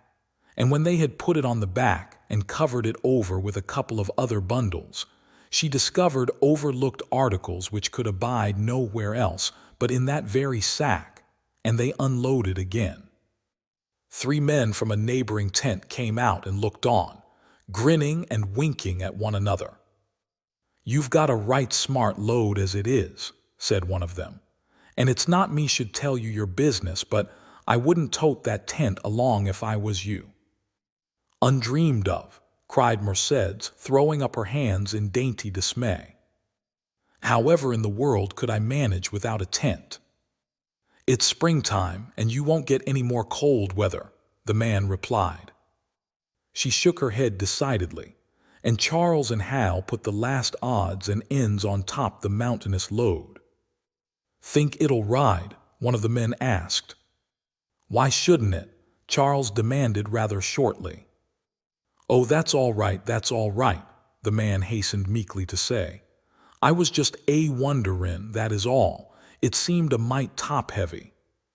Charles turned his back and drew the lashings down as well as he could, which was not in the least well. "And of course the dogs can hike along all day with that contraption behind them," affirmed a second of the men. "Certainly," said Hal with freezing politeness, taking hold of the gee-pole with one hand and swinging his whip from the other. "Mush!" he shouted. "Mush on there!" The dogs sprang against the breastbands, strained hard for a few moments, then relaxed. They were unable to move the sled. "The lazy brutes, I'll show them," he cried, preparing to lash out at them with the whip. But Mercedes interfered, crying, "Oh, Hal, you mustn't," as she caught hold of the whip and wrenched it from him. "The poor dears! Now you must promise you won't be harsh with them for the rest of the trip, or I won't go a step." "Precious lot you know about dogs," her brother sneered, "and I wish you'd leave me alone. They're lazy, I tell you, and you've got to whip them to get anything out of them. That's their way. You ask anyone, ask one of those men." Mercedes looked at them imploringly, untold repugnance at sight of pain written in her pretty face. "They're weak as water, if you want to know," came the reply from one of the men. "Plumb tuckered out, that's what's the matter. They need a rest." "Rest be blanked," said Hal with his beardless lips, and Mercedes said, "Oh," in pain and sorrow at the oath. But she was a clannish creature and rushed at once to the defense of her brother. "Never mind that man," she said pointedly. "You're driving our dogs, and you do what you think best with them." Again Hal's whip fell upon the dogs. They threw themselves against the breastbands, dug their feet into the packed snow, got down low to it, and put forth all their strength. The sled held as though it were an anchor. After 2 efforts, they stood still, panting. The whip was whistling savagely when once more Mercedes interfered. She dropped on her knees before Buck, with tears in her eyes, and put her arms around his neck. "You poor, poor dears," she cried sympathetically. "Why don't you pull hard? Then you wouldn't be whipped." Buck did not like her, but he was feeling too miserable to resist her, taking it as part of the day's miserable work. One of the onlookers, who had been clenching his teeth to suppress hot speech, now spoke up. "It's not that I care a whoop what becomes of you, but for the dogs' sakes I just want to tell you, you can help them a mighty lot by breaking out that sled. The runners are froze fast. Throw your weight against the G-pole, right and left, and break it out." A third time the attempt was made, but this time, following the advice, Hal broke out the runners which had been frozen to the snow. The overloaded and unwieldy sled forged ahead, Buck and his mates struggling frantically under the rain of blows. 100 yards ahead the path turned and sloped steeply into the main street. It would have required an experienced man to keep the top-heavy sled upright, and Hal was not such a man. As they swung on the turn, the sled went over, spilling half its load through the loose lashings. The dogs never stopped. The lightened sled bounded on its side behind them. They were angry because of the ill treatment they had received and the unjust load. Buck was raging. He broke into a run, the team following his lead. Hal cried, "Whoa, whoa," but they gave no heed. He tripped and was pulled off his feet. The capsized sled ground over him, and the dogs dashed on up the street, adding to the gaiety of Skagway as they scattered the remainder of the outfit along its chief thoroughfare. Kind-hearted citizens caught the dogs and gathered up the scattered belongings. Also, they gave advice. Half the load and twice the dogs if they ever expected to reach Dawson, was what was said. Hal and his sister and brother-in-law listened unwillingly, pitched tent, and overhauled the outfit. Canned goods were turned out that made men laugh, for canned goods on the long path is a thing to dream about.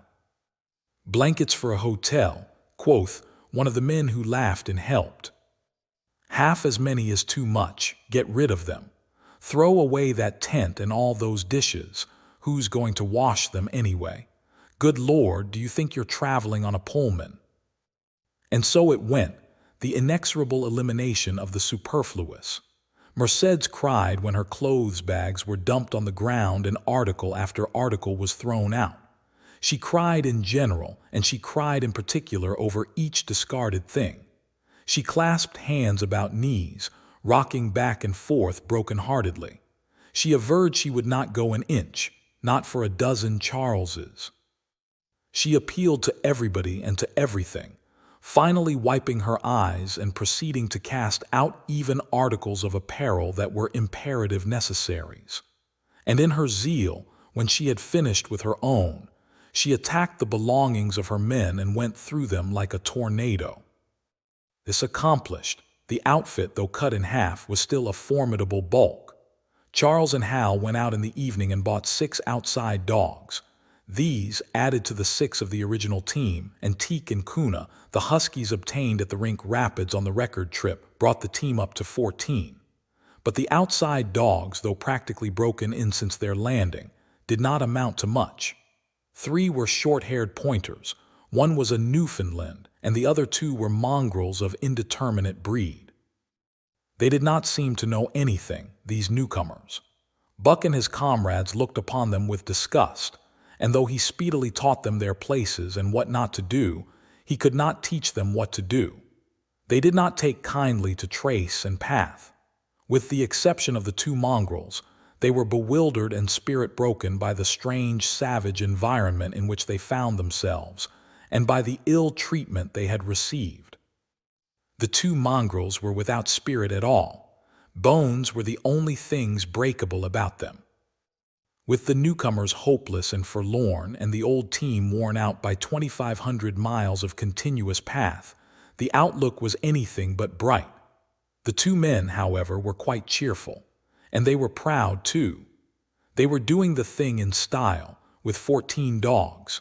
They had seen other sleds depart over the pass for Dawson, or come in from Dawson, but never had they seen a sled with so many as 14 dogs. In the nature of Arctic travel, there was a reason why 14 dogs should not drag one sled, and that was that one sled could not carry the food for 14 dogs. But Charles and Hal did not know this. They had worked the trip out with a pencil, so much to a dog, so many dogs, so many days. QED Mercedes looked over their shoulders and nodded comprehensively. It was all so very simple. Late next morning, Buck led the long team up the street. There was nothing lively about it, no snap or go in him and his fellows. They were starting dead weary. 4 times he had covered the distance between Saltwater and Dawson, and the knowledge that, jaded and tired, he was facing the same path once more made him bitter. His heart was not in the work, nor was the heart of any dog. The outsides were timid and frightened, the insides without confidence in their masters. Buck felt vaguely that there was no depending upon these 2 men and the woman. They did not know how to do anything, and as the days went by it became apparent that they could not learn. They were slack in all things, without order or discipline. It took them half the night to pitch a slovenly camp, and half the morning to break that camp and get the sled loaded in fashion so slovenly that for the rest of the day they were occupied in stopping and rearranging the load. Some days they did not make 10 miles. On other days they were unable to get started at all. And on no day did they succeed in making more than half the distance used by the men as a basis in their dog food computation. It was inevitable that they should go short on dog food, but they hastened it by overfeeding, bringing the day nearer when underfeeding would commence. The outside dogs, whose digestions had not been trained by chronic famine to make the most of little, had voracious appetites. And when, in addition to this, the worn-out huskies pulled weakly, Hal decided that the orthodox ration was too small. He doubled it. And to cap it all, when Mercedes, with tears in her pretty eyes and a quaver in her throat, could not cajole him into giving the dogs still more, she stole from the fish sacks and fed them slyly. But it was not food that Buck and the huskies needed, but rest. And though they were making poor time, the heavy load they dragged sapped their strength severely. Then came the underfeeding. Hal awoke one day to the fact that his dog food was half gone and the distance only quarter covered. Further, that for love or money no additional dog food was to be obtained. So he cut down even the orthodox ration and tried to increase the day's travel. His sister and brother-in-law seconded him, but they were frustrated by their heavy outfit and their own incompetence. It was a simple matter to give the dogs less food, but it was impossible to make the dogs travel faster, while their own inability to get underway earlier in the morning prevented them from traveling longer hours. Not only did they not know how to work dogs, but they did not know how to work themselves. The first to go was Dub. Poor blundering thief that he was, always getting caught and punished, he had none the less been a faithful worker. His wrenched shoulder blade, untreated and unrested, went from bad to worse, till finally Hal shot him with the big Colt's revolver. It is a saying of the country that an outside dog starves to death on the ration of the husky, so the 6 outside dogs under Buck could do no less than die on half the ration of the husky. The Newfoundland went first, followed by the 3 short-haired pointers, the 2 mongrels hanging more grittily on to life, but going in the end. By this time, all the amenities and gentlenesses of the Southland had fallen away from the 3 people. Shorn of its glamour and romance, Arctic travel became to them a reality too harsh for their manhood and womanhood. Mercedes ceased weeping over the dogs, being too occupied with weeping over herself and with quarreling with her husband and brother. To quarrel was the one thing they were never too weary to do. Their irritability arose out of their misery, increased with it, doubled upon it, outdistanced it. The wonderful patience of the path which comes to men who toil hard and suffer sore and remain sweet of speech and kindly did not come to these 2 men and the woman. They had no inkling of such a patience. They were stiff and in pain. Their muscles ached, their bones ached, their very hearts ached. And because of this they became sharp of speech, and hard words were first on their lips in the morning and last at night. Charles and Hal wrangled whenever Mercedes gave them a chance. It was the cherished belief of each that he did more than his share of the work, and neither forbore to speak this belief at every opportunity. Sometimes Mercedes sided with her husband, sometimes with her brother. The result was a beautiful and unending family quarrel. Starting from a dispute as to which should chop a few sticks for the fire, a dispute which concerned only Charles and Hal, presently would be lugged in the rest of the family, fathers, mothers, uncles, cousins, people thousands of miles away, and some of them dead.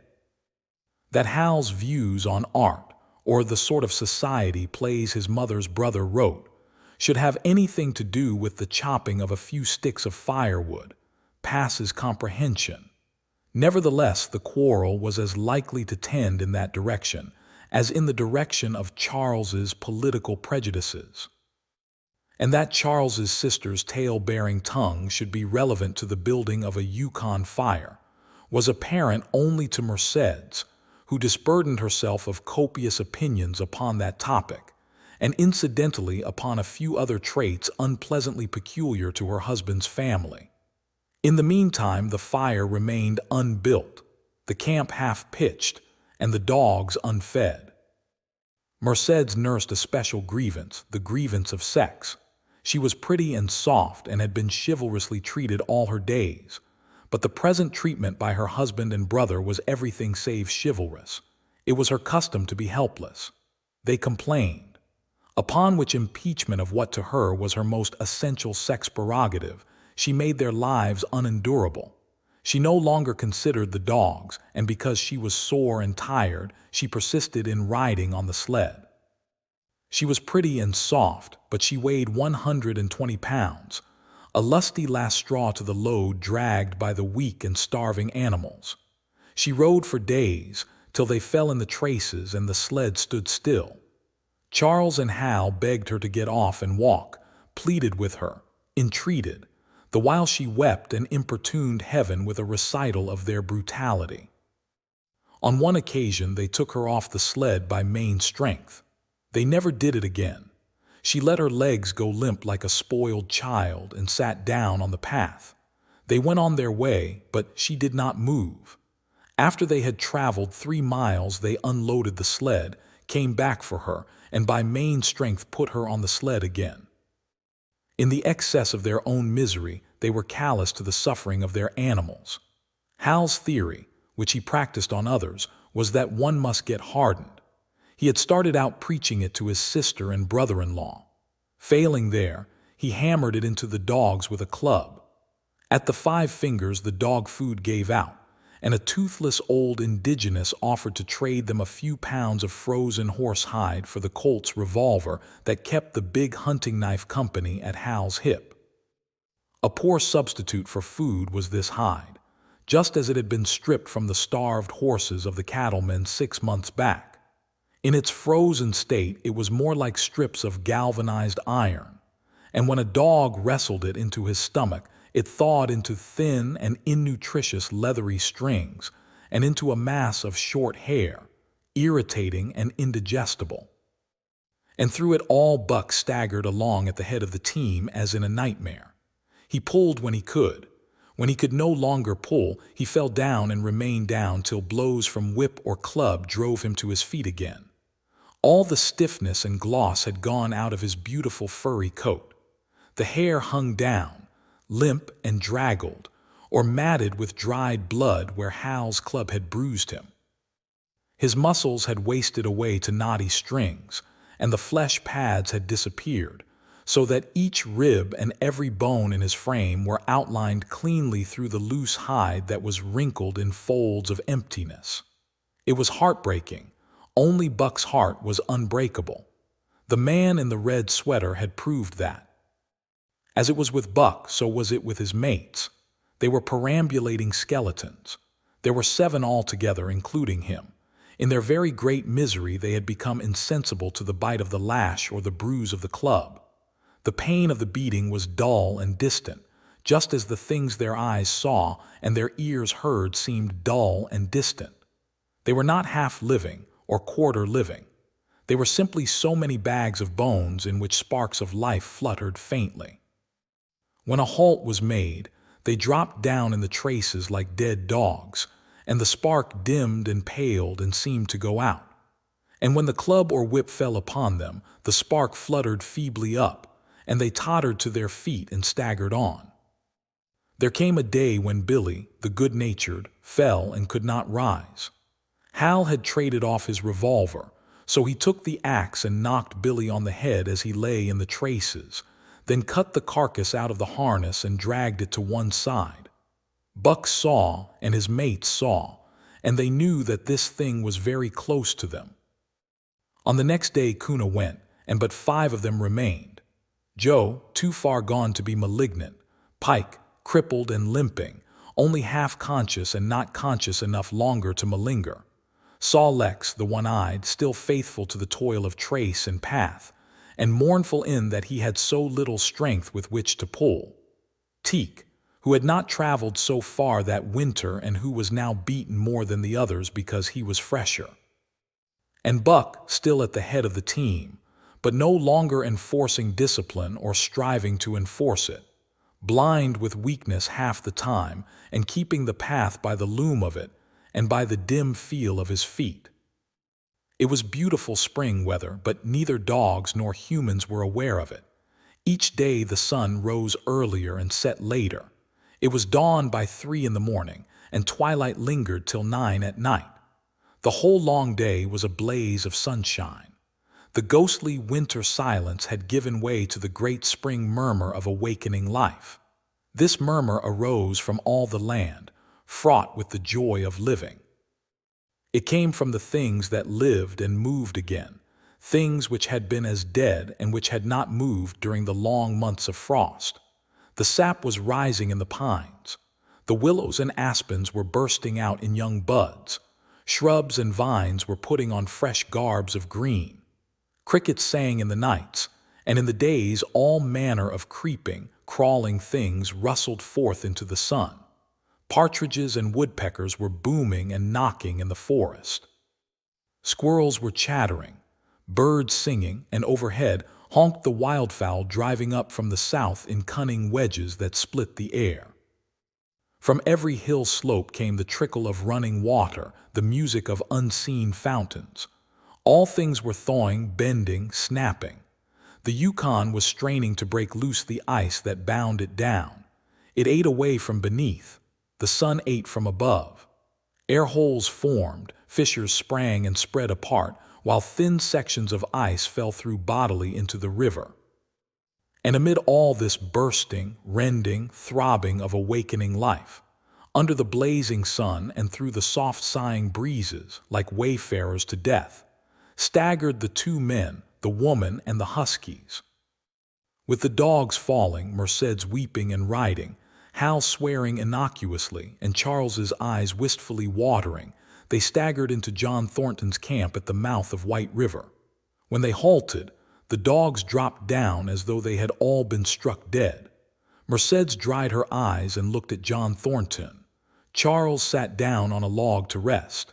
He sat down very slowly and painstakingly, what of his great stiffness. Hal did the talking. John Thornton was whittling the last touches on an axe handle he had made from a stick of birch. He whittled and listened, gave monosyllabic replies, and when it was asked, terse advice. He knew the breed, and he gave his advice in the certainty that it would not be followed. They told us up above that the bottom was dropping out of the path, and that the best thing for us to do was to lay over, Hal said in response to Thornton's warning to take no more chances on the rotten ice. They told us we couldn't make White River, and here we are. This last with a sneering ring of triumph in it. And they told you true, John Thornton answered. The bottom's likely to drop out at any moment. Only fools with the blind luck of fools could have made it. I tell you straight, I wouldn't risk my carcass on that ice for all the gold in Alaska." "That's because you're not a fool, I suppose," said Hal. "All the same, we'll go on to Dawson." He uncoiled his whip. "Get up there, Buck. Hi, get up there, mush on." Thornton went on whittling. It was idle, he knew, to get between a fool and his folly, while 2 or 3 fools more or less would not alter the scheme of things. But the team did not get up at the command. It had long since passed into the stage where blows were required to rouse it. The whip flashed out here and there on its merciless errands. John Thornton compressed his lips. Sol-Leks was the first to crawl to his feet. Teak followed. Joe came next, yelping with pain. Pike made painful efforts. Twice he fell over when half up, and on the 3rd attempt managed to rise. Buck made no effort. He lay quietly where he had fallen. The lash bit into him again and again, but he neither whined nor struggled. Several times Thornton started as though to speak, but changed his mind. A moisture came into his eyes, and, as the whipping continued, he arose and walked irresolutely up and down. This was the first time Buck had failed, in itself a sufficient reason to drive Hal into a rage. He exchanged the whip for the customary club. Buck refused to move under the rain of heavier blows which now fell upon him. Like his mates, he was barely able to get up, but, unlike them, he had made up his mind not to get up. He had a vague feeling of impending doom. This had been strong upon him when he pulled into the bank, and it had not departed from him. What of the thin and rotten ice he had felt under his feet all day? It seemed that he sensed disaster close at hand, out there ahead on the ice where his master was trying to drive him. He refused to stir. So greatly had he suffered, and so far gone was he, that the blows did not hurt much. And as they continued to fall upon him, the spark of life within flickered and went down. It was nearly out. He felt strangely numb, as though from a great distance he was aware that he was being beaten. The last sensations of pain left him. He no longer felt anything, though very faintly he could hear the impact of the club upon his body. But it was no longer his body, it seemed so far away. And then suddenly, without warning, uttering a cry that was inarticulate and more like the cry of an animal, John Thornton sprang upon the man who wielded the club. Hal was hurled backward as though struck by a falling tree. Merced screamed. Charles looked on wistfully, wiped his watery eyes, but did not get up because of his stiffness. John Thornton stood over Buck, struggling to control himself, too convulsed with rage to speak. "If you strike that dog again, I'll kill you," he at last managed to say in a choking voice. "It's my dog," Hal replied, wiping the blood from his mouth as he came back. "Get out of my way or I'll fix you. I'm going to Dawson." Thornton stood between him and Buck and evinced no intention of getting out of the way. Hal drew his long hunting knife. Merced screamed, cried, laughed, and manifested the chaotic abandonment of hysteria. Thornton rapped Hal's knuckles with the axe handle, knocking the knife to the ground. He rapped his knuckles again as he tried to pick it up. Then he stooped, picked it up himself, and with 2 strokes cut Buck's traces. Hal had no fight left in him. Besides, his hands were full with his sister, or his arms, rather, while Buck was too near dead to be of further use in hauling the sled. A few minutes later, they pulled out from the bank and down the river. Buck heard them go and raised his head to see. Pike was leading, Sol-Leks was at the wheel, and between were Joe and Teak. They were limping and staggering. Mercedes was riding the loaded sled. Hal guided at the G-pole, and Charles stumbled along in the rear. As Buck watched them, Thornton knelt beside him and with rough, kindly hands searched for broken bones. By the time his search had disclosed nothing more than many bruises and a state of terrible starvation, the sled was a quarter of a mile away. Dog and man watched it crawling along over the ice. Suddenly, they saw its back end drop down, as into a rut, and the G-pole, with Hal clinging to it, jerk into the air. Merced's scream came to their ears. They saw Charles turn and make one step to run back, and then a whole section of ice give way and dogs and humans disappear. A yawning hole was all that was to be seen. The bottom had dropped out of the path. John Thornton and Buck looked at each other. "You poor devil," said John Thornton, and Buck licked his hand. Chapter 6. For the Love of a Man. When John Thornton froze his feet in the previous December, his partners had made him comfortable and left him to get well, going on themselves up the river to get out a raft of saw logs for Dawson. He was still limping slightly at the time he rescued Buck, but with the continued warm weather even the slight limp left him. And here, lying by the river bank through the long spring days, watching the running water, listening lazily to the songs of birds and the hum of nature, Buck slowly won back his strength. A rest comes very good after one has traveled 3,000 miles, and it must be confessed that Buck waxed lazy as his wounds healed. His muscles swelled out, and the flesh came back to cover his bones. For that matter, they were all loafing, Buck, John Thornton, and Skeet and Nig, waiting for the raft to come that was to carry them down to Dawson. Skeet was a little Irish setter who early made friends with Buck, who, in a dying condition, was unable to resent her first advances. She had the doctor trait which some dogs possess, and as a mother cat washes her kittens, so she washed and cleansed Buck's wounds. Regularly, each morning after he had finished his breakfast, she performed her self-appointed task, till he came to look for her ministrations as much as he did for Thornton's. Nig, equally friendly though less demonstrative, was a huge black dog, half bloodhound and half deerhound, with eyes that laughed and a boundless good nature. To Buck's surprise, these dogs manifested no jealousy toward him. They seemed to share the kindliness and largeness of John Thornton. As Buck grew stronger, they enticed him into all sorts of ridiculous games, in which Thornton himself could not forbear to join. And in this fashion Buck romped through his convalescence and into a new existence. Love, genuine passionate love, was his for the first time. This he had never experienced at Judge Miller's down in the sun-kissed Santa Clara Valley. With the judge's sons, hunting and tramping, it had been a working partnership. With the judge's grandsons, a sort of pompous guardianship. And with the judge himself, a stately and dignified friendship. But love that was feverish and burning, that was adoration, that was madness, it had taken John Thornton to arouse. This man had saved his life, which was something. But further, he was the ideal master. Other men saw to the welfare of their dogs from a sense of duty and business expediency. He saw to the welfare of his as if they were his own children because he could not help it. And he saw further.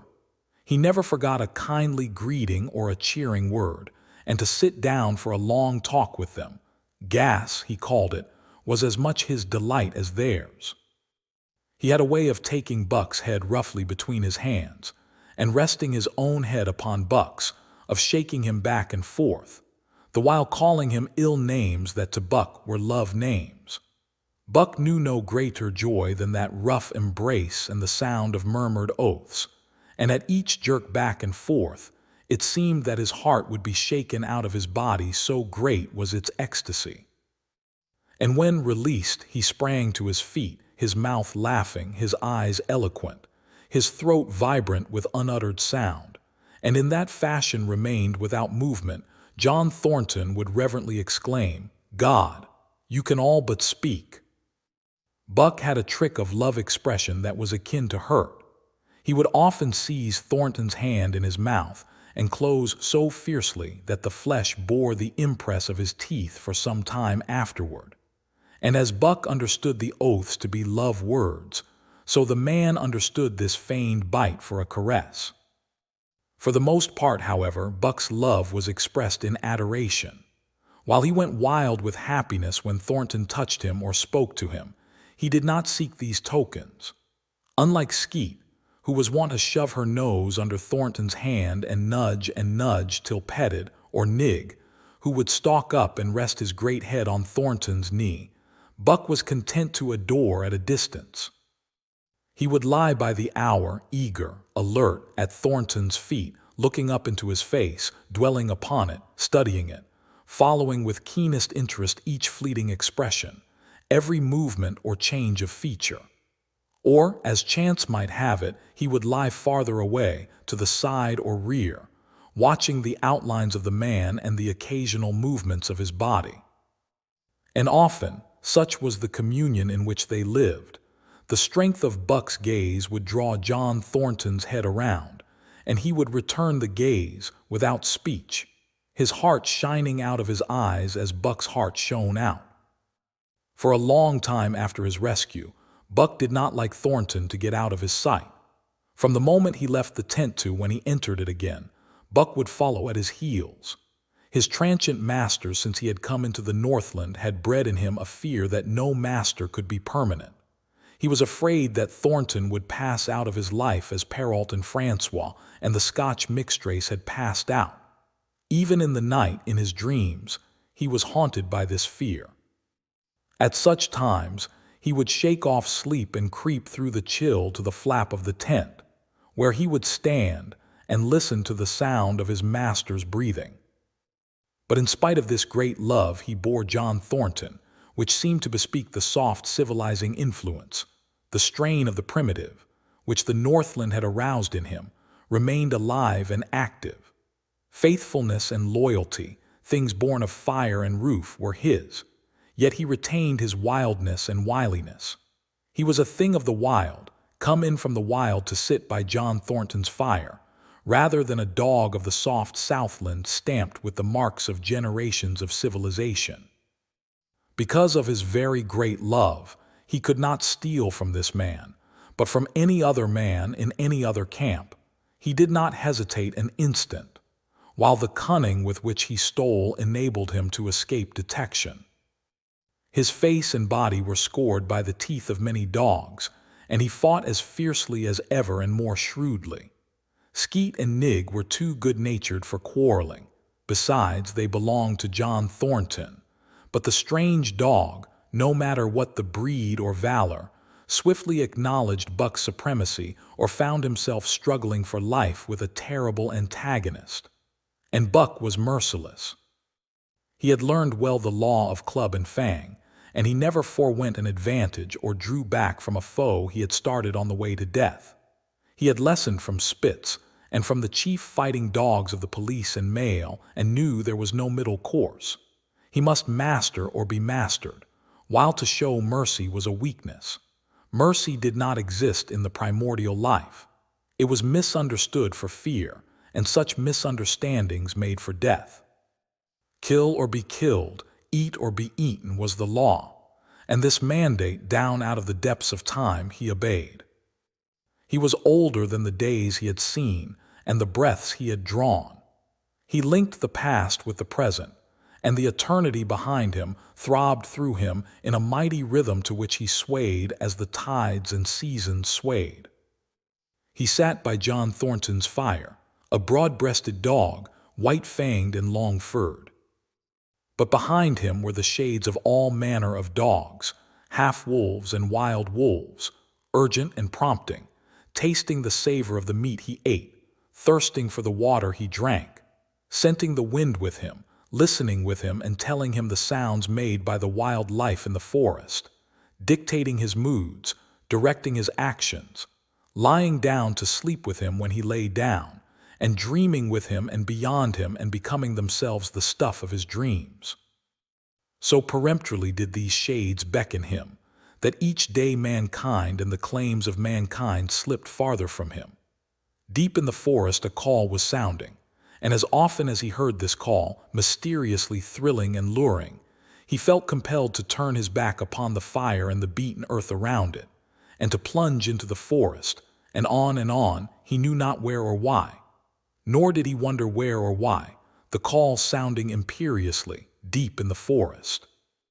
But as often as he gained the soft, unbroken earth and the green shade, the love for John Thornton drew him back to the fire again. Thornton alone held him. The rest of mankind was as nothing. Chance travelers might praise or pet him, but he was cold under it all, and from a too demonstrative man he would get up and walk away. When Thornton's partners, Hans and Pete, arrived on the long-expected raft, Buck refused to notice them till he learned they were close to Thornton. After that, he tolerated them in a passive sort of way, accepting favors from them as though he favored them by accepting. They were of the same large type as Thornton, living close to the earth, thinking simply and seeing clearly. And ere they swung the raft into the big eddy by the sawmill at Dawson, they understood Buck and his ways, and did not insist upon an intimacy such as obtained with Skeet and Nig. For Thornton, however, his love seemed to grow and grow. He, alone among men, could put a pack upon Buck's back in the summer traveling. Nothing was too great for Buck to do when Thornton commanded. One day they had grub-staked themselves from the proceeds of the raft and left Dawson for the headwaters of the Tanana. The men and dogs were sitting on the crest of a cliff which fell away, straight down, to naked bedrock 300 feet below. John Thornton was sitting near the edge, Buck at his shoulder. A thoughtless whim seized Thornton, and he drew the attention of Hans and Pete to the experiment he had in mind. "Jump, Buck," he commanded, sweeping his arm out and over the chasm. The next instant he was grappling with Buck on the extreme edge, while Hans and Pete were dragging them back into safety. "It's uncanny," Pete said, after it was over and they had caught their speech. Thornton shook his head. "No, it is splendid, and it is terrible, too. Do you know, it sometimes makes me afraid. I'm not hankering to be the man that lays hands on you while he's around," Pete announced conclusively, nodding his head toward Buck. "Pi Jingo" was Hans's contribution, not mineself either. It was at Circle City, ere the year was out, that Pete's apprehensions were realized. Black Burton, a man evil-tempered and malicious, had been picking a quarrel with a tenderfoot at the bar, when Thornton stepped good-naturedly between. Buck, as was his custom, was lying in a corner, head on paws, watching his master's every action. Burton struck out without warning straight from the shoulder. Thornton was sent spinning and saved himself from falling only by clutching the rail of the bar. Those who were looking on heard what was neither bark nor yelp, but a something which is best described as a roar, and they saw Buck's body rise up in the air as he left the floor for Burton's throat. The man saved his life by instinctively throwing out his arm, but was hurled backward to the floor with Buck on top of him. Buck loosed his teeth from the flesh of the arm and drove in again for the throat. This time the man succeeded only in partly blocking, and his throat was torn open. Then the crowd was upon Buck and he was driven off. But while a surgeon checked the bleeding, he prowled up and down, growling furiously, attempting to rush in and being forced back by an array of hostile clubs. A miners' meeting, called on the spot, decided that the dog had sufficient provocation and Buck was discharged. But his reputation was made, and from that day his name spread through every camp in Alaska. Later on, in the fall of the year, he saved John Thornton's life in quite another fashion. The three partners were lining a long and narrow poling boat down a bad stretch of rapids on the 40-mile creek. Hans and Pete moved along the bank, snubbing with a thin manila rope from tree to tree, while Thornton remained in the boat, helping its descent by means of a pole and shouting directions to the shore. Buck, on the bank, worried and anxious, kept abreast of the boat, his eyes never off his master. At a particularly bad spot, where a ledge of barely submerged rocks jutted out into the river, Hans cast off the rope, and while Thornton poled the boat out into the stream, ran down the bank with the end in his hand to snub the boat when it had cleared the ledge. This it did, and was flying downstream in a current as swift as a mill race, when Hans checked it with the rope and checked too suddenly.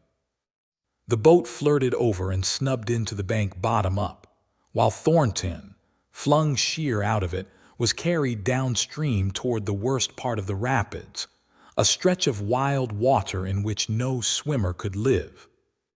Buck had sprung in on the instant, and at the end of 300 yards, amid a mad swirl of water, he overhauled Thornton.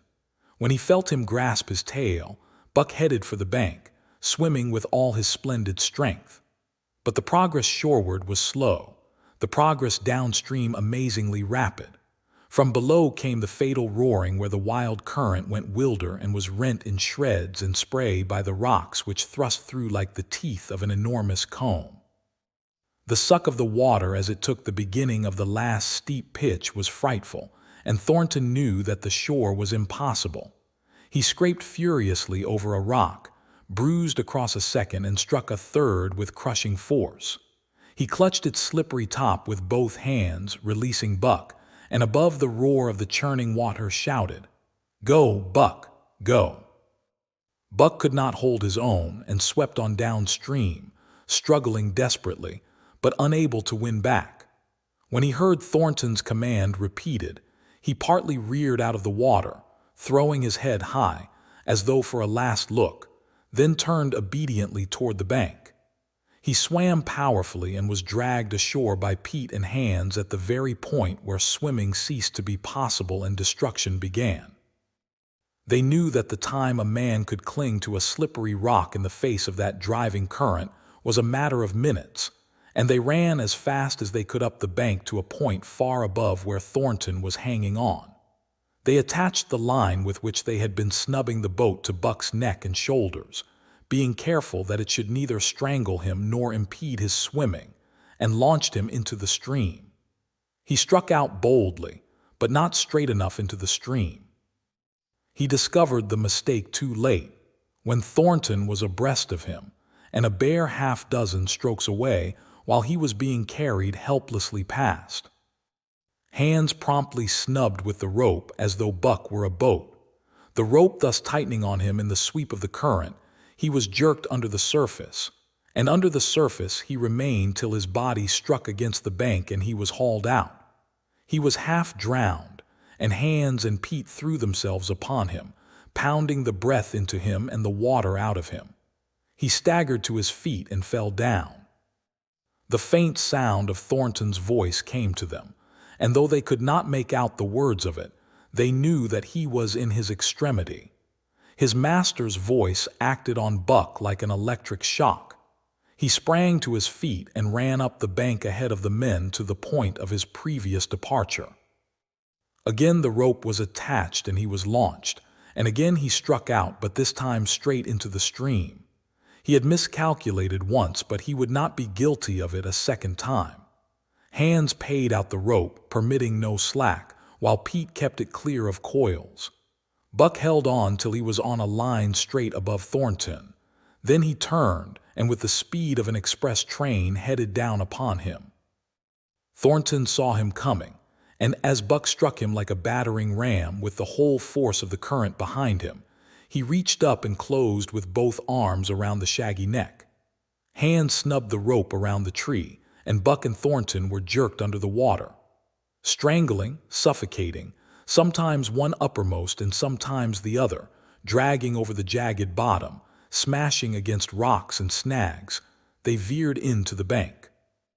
Thornton came to, belly downward and being violently propelled back and forth across a drift log by Hans and Pete.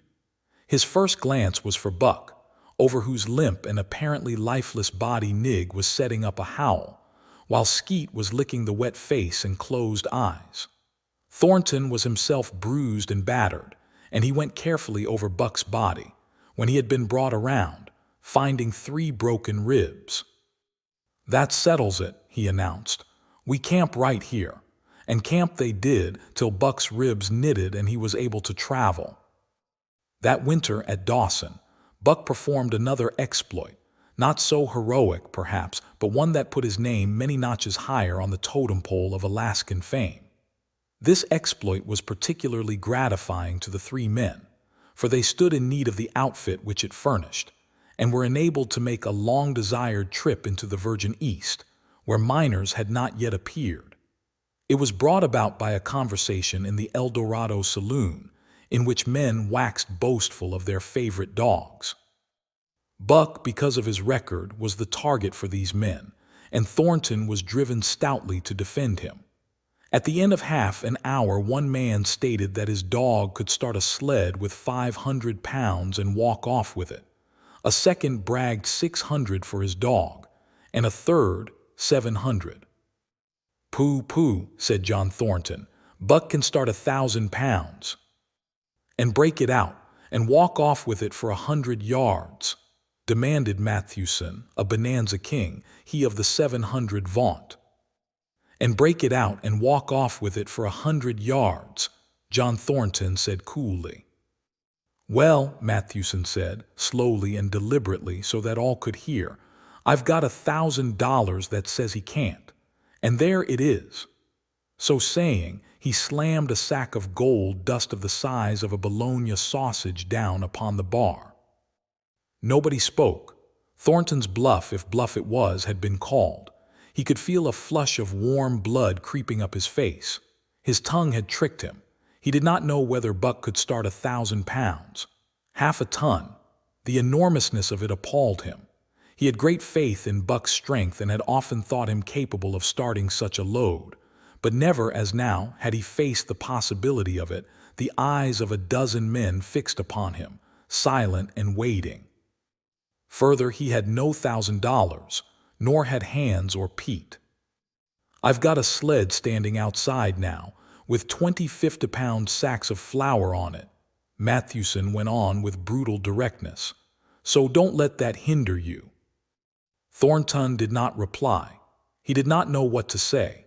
He glanced from face to face in the absent way of a man who has lost the power of thought and is seeking somewhere to find the thing that will start it going again. The face of Jim O'Brien, a mastodon king and old-time comrade, caught his eyes. It was as a cue to him, seeming to rouse him to do what he would never have dreamed of doing. "Can you lend me 1,000?" he asked, almost in a whisper. "Sure," answered O'Brien, thumping down a plethoric sack by the side of Mathewson. "Though it's little faith I'm having, John, that the beast can do the trick." The El Dorado emptied its occupants into the street to see the test. The tables were deserted, and the dealers and gamekeepers came forth to see the outcome of the wager and to lay odds. Several hundred men, furred and mittened, banked around the sled within easy distance. Mathewson's sled, loaded with 1,000 pounds of flour, had been standing for a couple of hours, and in the intense cold it was 60 below zero. The runners had frozen fast to the hard-packed snow. Men offered odds of 2 to 1 that Buck could not budge the sled. A quibble arose concerning the phrase "break out." O'Brien contended it was Thornton's privilege to knock the runners loose, leaving Buck to break it out from a dead standstill. Mathewson insisted that the phrase included breaking the runners from the frozen grip of the snow. A majority of the men who had witnessed the making of the bet decided in his favor, whereat the odds went up to 3 to 1 against Buck. There were no takers. Not a man believed him capable of the feat. Thornton had been hurried into the wager, heavy with doubt.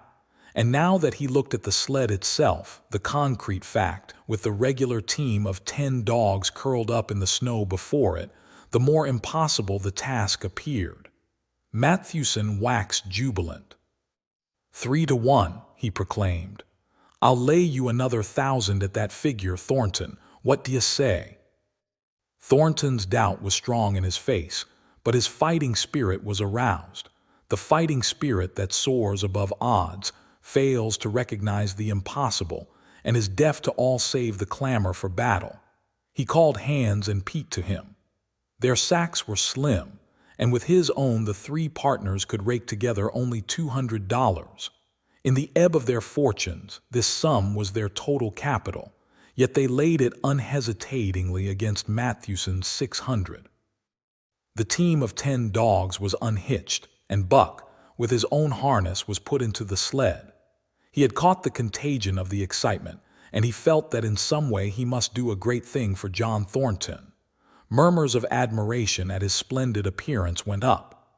He was in perfect condition, without an ounce of superfluous flesh, and the 150 pounds that he weighed were so many pounds of grit and virility.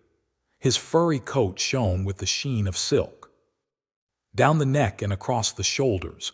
His mane, in repose as it was, half bristled and seemed to lift with every movement, as though excess of vigor made each particular hair alive and active. The great breast and heavy forelegs were no more than in proportion with the rest of the body, where the muscles showed in tight rolls underneath the skin. Men felt these muscles and proclaimed them hard as iron, and the odds went down to 2-1. Gad, sir, stuttered a member of the latest dynasty, a king of the Skookum benches. I offer you 800 for him, sir, before the test, sir. 800 just as he stands. Thornton shook his head and stepped to Buck's side. You must stand off from him, Mathewson protested. Free play and plenty of room. The crowd fell silent. Only could be heard the voices of the gamblers vainly offering 2-1. Everybody acknowledged Buck a magnificent animal, but 20 50-pound sacks of flour bulked too large in their eyes for them to loosen their pouch strings. Thornton knelt down by Buck's side. He took his head in his two hands and rested cheek on cheek. He did not playfully shake him, as was his wont, or murmur soft love curses, but he whispered in his ear. As you love me, Buck, as you love me, was what he whispered. Buck whined with suppressed eagerness. The crowd was watching curiously. The affair was growing mysterious. It seemed like a conjuration. As Thornton got to his feet, Buck seized his mittened hand between his jaws, pressing in with his teeth and releasing slowly, half reluctantly. It was the answer in terms not of speech but of love. Thornton stepped well back. Now, Buck, he said. Buck tightened the traces, then slacked them for a matter of several inches. It was the way he had learned. Gee, Thornton's voice rang out, sharp in the tense silence. Buck swung to the right, ending the movement in a plunge that took up the slack, and with a sudden jerk arrested his 150 pounds. The load quivered, and from under the runners arose a crisp crackling. Haw, Thornton commanded. Buck duplicated the maneuver, this time to the left. The crackling turned into a snapping, the sled pivoting and the runners slipping and grating several inches to the side. The sled was broken out. Men were holding their breaths, intensely unconscious of the fact. Now mush. Thornton's command cracked out like a pistol shot. Buck threw himself forward, tightening the traces with a jarring lunge. His whole body was gathered compactly together in the tremendous effort, the muscles writhing and knotting like live things under the silky fur. His great chest was low to the ground, his head forward and down, while his feet were flying like mad, the claws scarring the hard-packed snow in parallel grooves. The sled swayed and trembled, half-started forward. One of his feet slipped, and one man groaned aloud.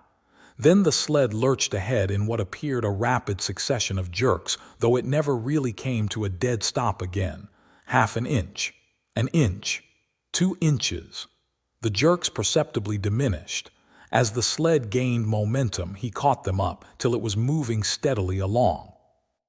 Men gasped and began to breathe again, unaware that for a moment they had ceased to breathe. Thornton was running behind, encouraging Buck with short, cheery words. The distance had been measured off, and as he neared the pile of firewood which marked the end of the 100 yards, a cheer began to grow and grow, which burst into a roar as he passed the firewood and halted at command. Every man was tearing himself loose, even Mathewson. Hats and mittens were flying in the air. Men were shaking hands, it did not matter with whom, and bubbling over in a general incoherent babel. But Thornton fell on his knees beside Buck. Head was against head, and he was shaking him back and forth. Those who hurried up heard him cursing Buck, and he cursed him long and fervently, and softly and lovingly. Gad, sir, spluttered the Skookum bench king. I'll give you 1,000 for him, sir, 1,000, sir, 1,200, sir. Thornton rose to his feet. His eyes were wet. The tears were streaming frankly down his cheeks. Sir, he said to the skookum bench king. "No, sir. You can go to hell, sir. It's the best I can do for you, sir." Buck seized Thornton's hand in his teeth. Thornton shook him back and forth. As though animated by a common impulse, the onlookers drew back to a respectful distance, nor were they again indiscreet enough to interrupt. Chapter 7. The Sounding of the Call. When Buck earned $1,600 in 5 minutes for John Thornton, he made it possible for his master to pay off certain debts and to journey with his partners into the East after a fabled lost mine, the history of which was as old as the history of the country. Many men had sought it, few had found it, and more than a few there were who had never returned from the quest. This lost mine was steeped in tragedy and shrouded in mystery. No one knew of the first man. The oldest tradition stopped before it got back to him. From the beginning there had been an ancient and ramshackle cabin. Dying men had sworn to it, and to the mine, the site of which it marked, clinching their testimony with nuggets that were unlike any known grade of gold in the Northland.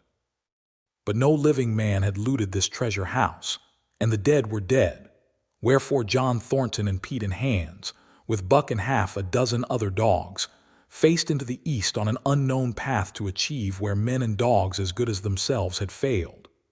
They sledded 70 miles up the Yukon, swung to the left into the Stewart River, past the Mayo and the McQuestion, and held on until the Stewart itself became a streamlet, threading the upstanding peaks which marked the backbone of the continent. John Thornton asked little of man or nature. He was unafraid of the wild.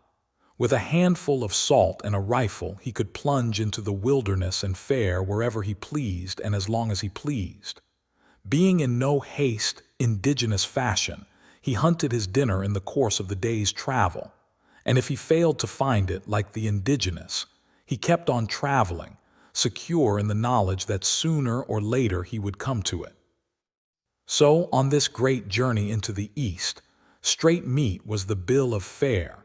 Ammunition and tools principally made up the load on the sled, and the time card was drawn upon the limitless future. To Buck it was boundless delight, this hunting, fishing, and indefinite wandering through strange places. For weeks at a time they would hold on steadily, day after day, and for weeks upon end they would camp here and there, the dogs loafing and the men burning holes through frozen muck and gravel and washing countless pans of dirt by the heat of the fire.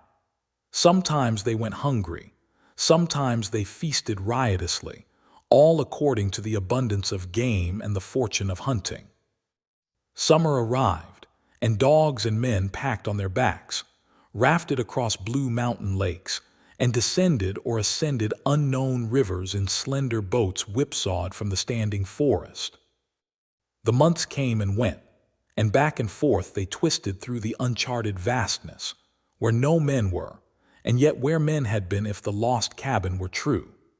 They went across divides in summer blizzards, shivered under the midnight sun on naked mountains between the timber line and the eternal snows, dropped into summer valleys amid swarming gnats and flies, and in the shadows of glaciers picked strawberries and flowers as ripe and fair as any the Southland could boast. In the fall of the year they penetrated a weird lake country, sad and silent, where wildfowl had been, but where then there was no life nor sign of life. Only the blowing of chill winds, the forming of ice in sheltered places, and the melancholy rippling of waves on lonely beaches. And through another winter they wandered on the obliterated paths of men who had gone before. Once they came upon a path blazed through the forest, an ancient path, and the lost cabin seemed very near. But the path began nowhere and ended nowhere, and it remained mystery, as the man who made it and the reason he made it remained mystery. Another time they chanced upon the time-graven wreckage of a hunting lodge, and amid the shreds of rotted blankets John Thornton found a long-barreled flintlock. He knew it for a Hudson Bay Company gun of the young days in the Northwest, when such a gun was worth its height in beaver skins packed flat, and that was all. No hint as to the man who, in an early day, had reared the lodge and left the gun among the blankets. Spring came on once more, and at the end of all their wandering they found, not the lost cabin, but a shallow placer in a broad valley where the gold showed like yellow butter across the bottom of the washing pan. They sought no farther. Each day they worked earned them thousands of dollars in clean dust and nuggets, and they worked every day. The gold was sacked in moose-hide bags, 50 pounds to the bag, and piled like so much firewood outside the Spruce Bough Lodge. Like giants they toiled, days flashing on the heels of days like dreams as they heaped the treasure up.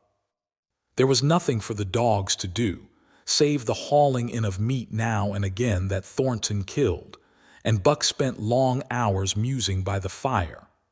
The vision of the short-legged hairy man came to him more frequently, now that there was little work to be done, and often, blinking by the fire, Buck wandered with him in that other world which he remembered. The salient thing of this other world seemed fear. When he watched the hairy man sleeping by the fire, head between his knees and hands clasped above, Buck saw that he slept restlessly, with many starts and awakenings, at which times he would peer fearfully into the darkness and fling more wood upon the fire. Did they walk by the beach of a sea, where the hairy man gathered shellfish and ate them as he gathered? It was with eyes that roved everywhere for hidden danger and with legs prepared to run like the wind at its first appearance. Through the forest they crept noiselessly, Buck at the hairy man's heels, and they were alert and vigilant, the pair of them, ears twitching and moving and nostrils quivering, for the man heard and smelled as keenly as Buck. The hairy man could spring up into the trees and travel ahead as fast as on the ground, swinging by the arms from limb to limb, sometimes a dozen feet apart, letting go and catching, never falling, never missing his grip.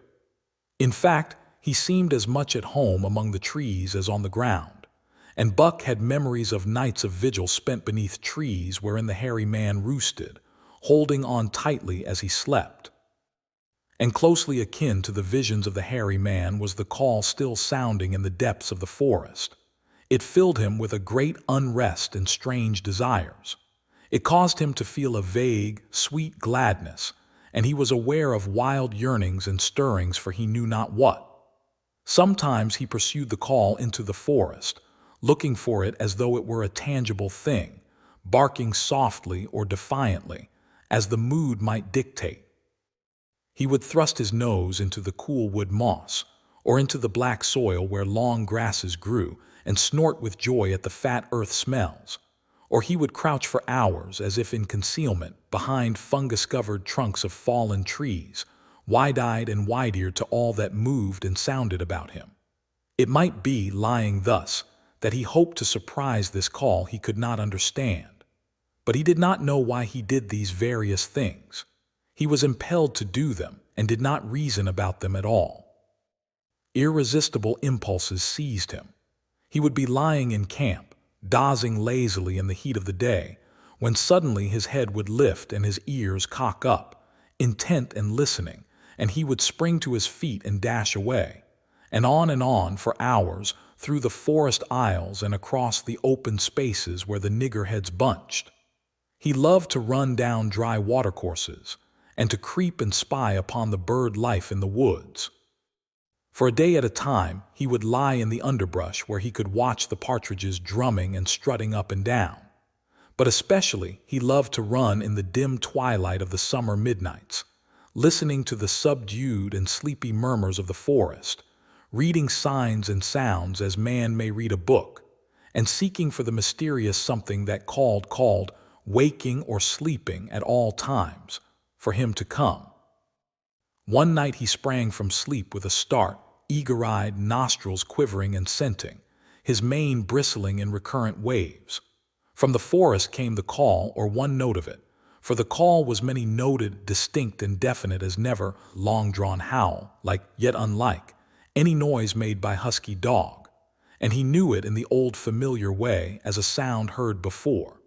He sprang through the sleeping camp and in swift silence dashed through the woods.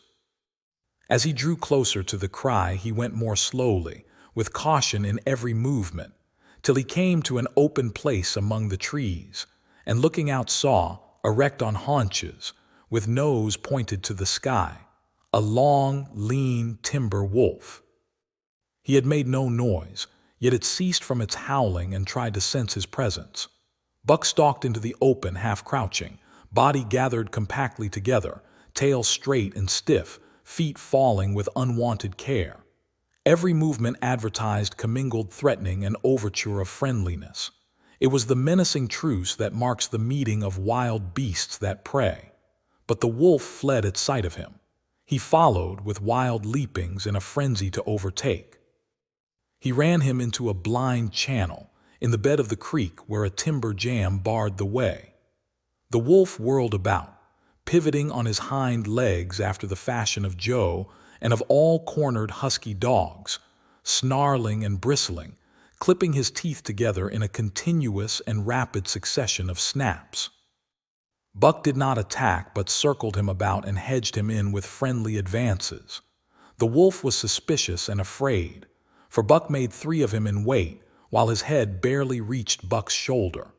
Watching his chance, he darted away and the chase was resumed. Time and again he was cornered and the thing repeated, though he was in poor condition, or Buck could not so easily have overtaken him. He would run till Buck's head was even with his flank, when he would whirl around at bay, only to dash away again at the first opportunity. But in the end, Buck's pertinacity was rewarded, for the wolf, finding that no harm was intended, finally sniffed noses with him. Then they became friendly and played about in the nervous, half-coy way with which fierce beasts belie their fierceness. After some time of this, the wolf started off at an easy lope in a manner that plainly showed he was going somewhere. He made it clear to Buck that he was to come, and they ran side by side through the somber twilight, straight up the creek bed, into the gorge from which it issued, and across the bleak divide where it took its rise. On the opposite slope of the watershed, they came down into a level country where were great stretches of forest and many streams, and through these great stretches they ran steadily, hour after hour, the sun rising higher and the day growing warmer. Buck was wildly glad. He knew he was at last answering the call, running by the side of his wood brother toward the place from where the call surely came. Old memories were coming upon him fast, and he was stirring to them as of old he stirred to the realities of which they were the shadows. He had done this thing before, somewhere in that other and dimly remembered world, and he was doing it again now, running free in the open, the unpacked earth underfoot, the wide sky overhead. They stopped by a running stream to drink, and stopping, Buck remembered John Thornton. He sat down. The wolf started on toward the place from where the call surely came, then returned to him, sniffing noses and making actions as though to encourage him. But Buck turned about and started slowly on the back track. For the better part of an hour the wild brother ran by his side, whining softly. Then he sat down, pointed his nose upward, and howled. It was a mournful howl, and as Buck held steadily on his way, he heard it grow faint and fainter until it was lost in the distance. John Thornton was eating dinner when Buck dashed into camp and sprang upon him in a frenzy of affection, overturning him, scrambling upon him, licking his face, biting his hand, playing the general tomfool, as John Thornton characterized it, the while he shook Buck back and forth and cursed him lovingly. For 2 days and nights Buck never left camp, never let Thornton out of his sight. He followed him about at his work, watched him while he ate, saw him into his blankets at night and out of them in the morning. But after 2 days, the call in the forest began to sound more imperiously than ever. Buck's restlessness came back on him, and he was haunted by recollections of the wild brother, and of the smiling land beyond the divide and the run side by side through the wide forest stretches. Once again he took to wandering in the woods, But the wild brother came no more, and though he listened through long vigils, the mournful howl was never raised. He began to sleep out at night, staying away from camp for days at a time. And once he crossed the divide at the head of the creek and went down into the land of timber and streams. There he wandered for a week, seeking vainly for fresh sign of the wild brother, killing his meat as he traveled and traveling with the long, easy lope that seems never to tire. He fished for salmon in a broad stream that emptied somewhere into the sea, and by this stream he killed a large black bear, blinded by the mosquitoes while likewise fishing, and raging through the forest helpless and terrible. Even so, it was a hard fight, and it aroused the last latent remnants of Buck's ferocity. And 2 days later, when he returned to his kill and found a dozen wolverines quarreling over the spoil, he scattered them like chaff, and those that fled left 2 behind who would quarrel no more. The blood longing became stronger than ever before. He was a killer, a thing that preyed, living on the things that lived, unaided, alone, by virtue of his own strength and prowess, surviving triumphantly in a hostile environment where only the strong survived. Because of all this, he became possessed of a great pride in himself, which communicated itself like a contagion to his physical being. It advertised itself in all his movements, was apparent in the play of every muscle, spoke plainly as speech in the way he carried himself, and made his glorious furry coat if anything more glorious. But for the stray brown on his muzzle and above his eyes, and for the splash of white hair that ran midmost down his chest, he might well have been mistaken for a gigantic wolf, larger than the largest of the breed. From his St. Bernard father he had inherited size and weight, but it was his shepherd mother who had given shape to that size and weight. His muzzle was the long wolf muzzle, save that it was larger than the muzzle of any wolf, and his head, somewhat broader, was the wolf head on a massive scale. His cunning was wolf cunning and wild cunning.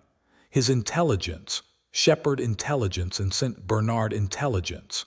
And all this, plus an experience gained in the fiercest of schools, made him as formidable a creature as any that roamed the wild.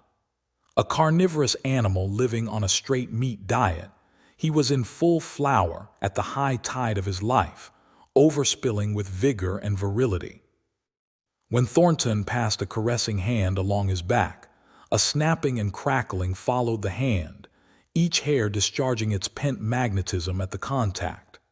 Every part, brain and body, nerve tissue and fiber, was keyed to the most exquisite pitch, and between all the parts there was a perfect equilibrium or adjustment. To sights and sounds and events which required action, he responded with lightning-like rapidity. Quickly as a husky dog could leap to defend from attack or to attack, he could leap twice as quickly. He saw the movement or heard sound, and responded in less time than another dog required to compass the mere seeing or hearing. He perceived and determined and responded in the same instant. In point of fact, the 3 actions of perceiving, determining, and responding were sequential, but so infinitesimal were the intervals of time between them that they appeared simultaneous. His muscles were surcharged with vitality and snapped into place sharply, like steel springs.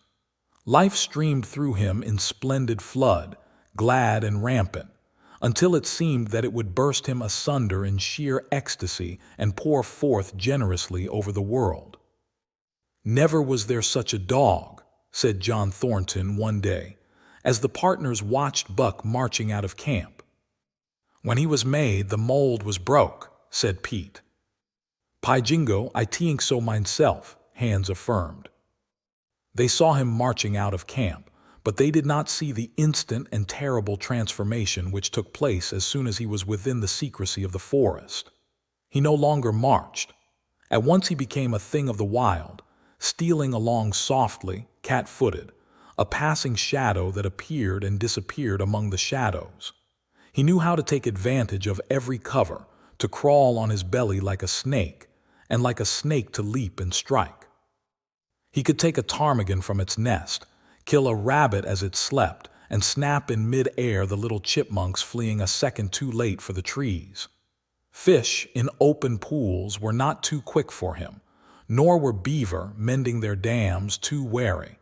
He killed to eat, not from wantonness, but he preferred to eat what he killed himself. So a lurking humor ran through his deeds, and it was his delight to steal upon the squirrels, and when he all but had them, to let them go, chattering in mortal fear to the treetops. As the fall of the year came on, the moose appeared in greater abundance, moving slowly down to meet the winter in the lower and less rigorous valleys. Buck had already dragged down a stray part-grown calf, but he wished strongly for larger and more formidable quarry, and he came upon it one day on the divide at the head of the creek. A band of 20 moose had crossed over from the land of streams and timber, and chief among them was a great bull. He was in a savage temper, and, standing over 6 feet from the ground, was as formidable an antagonist as even Buck could desire. Back and forth, the bull tossed his great palmated antlers, branching to 14 points and embracing 7 feet within the tips. His small eyes burned with a vicious and bitter light, while he roared with fury at sight of Buck. From the bull's side, just forward of the flank, protruded a feathered arrow end, which accounted for his savageness. Guided by that instinct which came from the old hunting days of the primordial world, Buck proceeded to cut the bull out from the herd. It was no slight task. He would bark and dance about in front of the bull, just out of reach of the great antlers and of the terrible splay hoofs which could have stamped his life out with a single blow. Unable to turn his back on the fanged danger and go on, the bull would be driven into paroxysms of rage. At such moments he charged Buck, who retreated craftily, luring him on by a simulated inability to escape. But when he was thus separated from his fellows, 2 or 3 of the younger bulls would charge back upon Buck and enable the wounded bull to rejoin the herd. There is a patience of the wild, dogged, tireless, persistent as life itself, that holds motionless for endless hours the spider in its web, the snake in its coils, the panther in its ambuscade. This patience belongs peculiarly to life when it hunts its living food, and it belonged to Buck as he clung to the flank of the herd, retarding its march, irritating the young bulls, worrying the cows with their half-grown calves, and driving the wounded bull mad with helpless rage.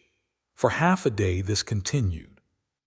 Buck multiplied himself, attacking from all sides, enveloping the herd in a whirlwind of menace, cutting out his victim as fast as it could rejoin its mates, wearing out the patience of creatures preyed upon, which is a lesser patience than that of creatures preying. As the day wore along and the sun dropped to its bed in the northwest, the darkness had come back and the fall nights were 6 hours long. The young bulls retraced their steps more and more reluctantly to the aid of their beset leader. The downcoming winter was harrying them on to the lower levels, and it seemed they could never shake off this tireless creature that held them back. Besides, it was not the life of the herd or of the young bulls that was threatened. The life of only one member was demanded, which was a remoter interest than their lives, and in the end they were content to pay the toll. As twilight fell, the old bull stood with lowered head, watching his mates, the cows he had known, the calves he had fathered, the bulls he had mastered, as they shambled on at a rapid pace through the fatting light. He could not follow, for before his nose leaped the merciless fanged terror that would not let him go. 300 weight, more than half a ton he weighed.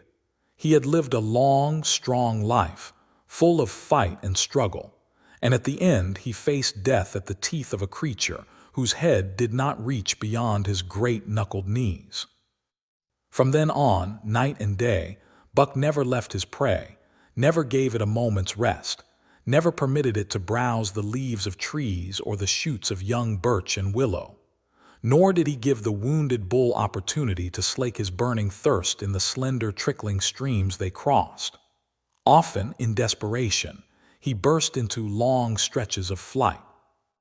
At such times, Buck did not attempt to stay him, but loped easily at his heels, satisfied with the way the game was played, lying down when the moose stood still, attacking him fiercely when he strove to eat or drink. The great head drooped more and more under its tree of horns, and the shambling trot grew weak and weaker. He took to standing for long periods, with nose to the ground and dejected ears dropped limply, and Buck found more time in which to get water for himself and in which to rest. At such moments, panting with red lolling tongue and with eyes fixed upon the big bull, it appeared to Buck that a change was coming over the face of things. He could feel a new stir in the land. As the moose were coming into the land, other kinds of life were coming in. Forest and stream and air seemed palpitant with their presence. The news of it was borne in upon him, not by sight or sound or smell, but by some other and subtler sense. He heard nothing, saw nothing, yet knew that the land was somehow different, that through it strange things were afoot and ranging, and he resolved to investigate after he had finished the business in hand.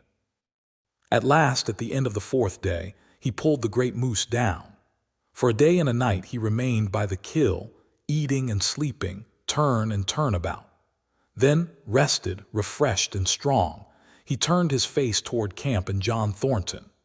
He broke into the long, easy lope and went on, hour after hour, never at loss for the tangled way, heading straight home through strange country with a certitude of direction that put man and his magnetic needle to shame. As he held on, he became more and more conscious of the new stir in the land.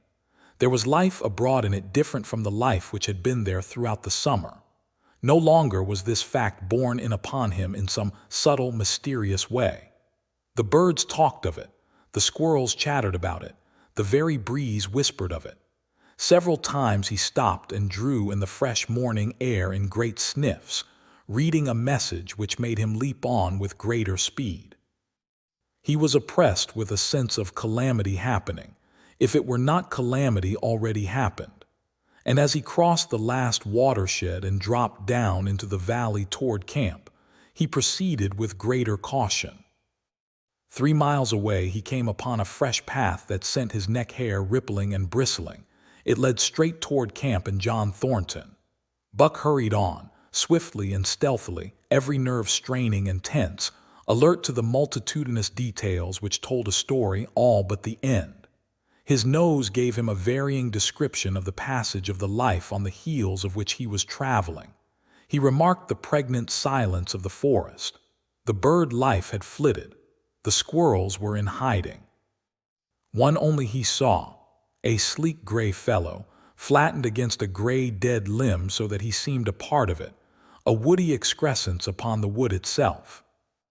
As Buck slid along with the obscureness of a gliding shadow, his nose was jerked suddenly to the side as though a positive force had gripped and pulled it. He followed the new scent into a thicket and found Nig. He was lying on his side, dead where he had dragged himself, an arrow protruding, head and feathers, from either side of his body. 100 yards farther on, Buck came upon one of the sled dogs Thornton had bought in Dawson. This dog was thrashing about in a death struggle directly on the path, and Buck passed around him without stopping. From the camp came the faint sound of many voices, rising and falling in a sing-song chant.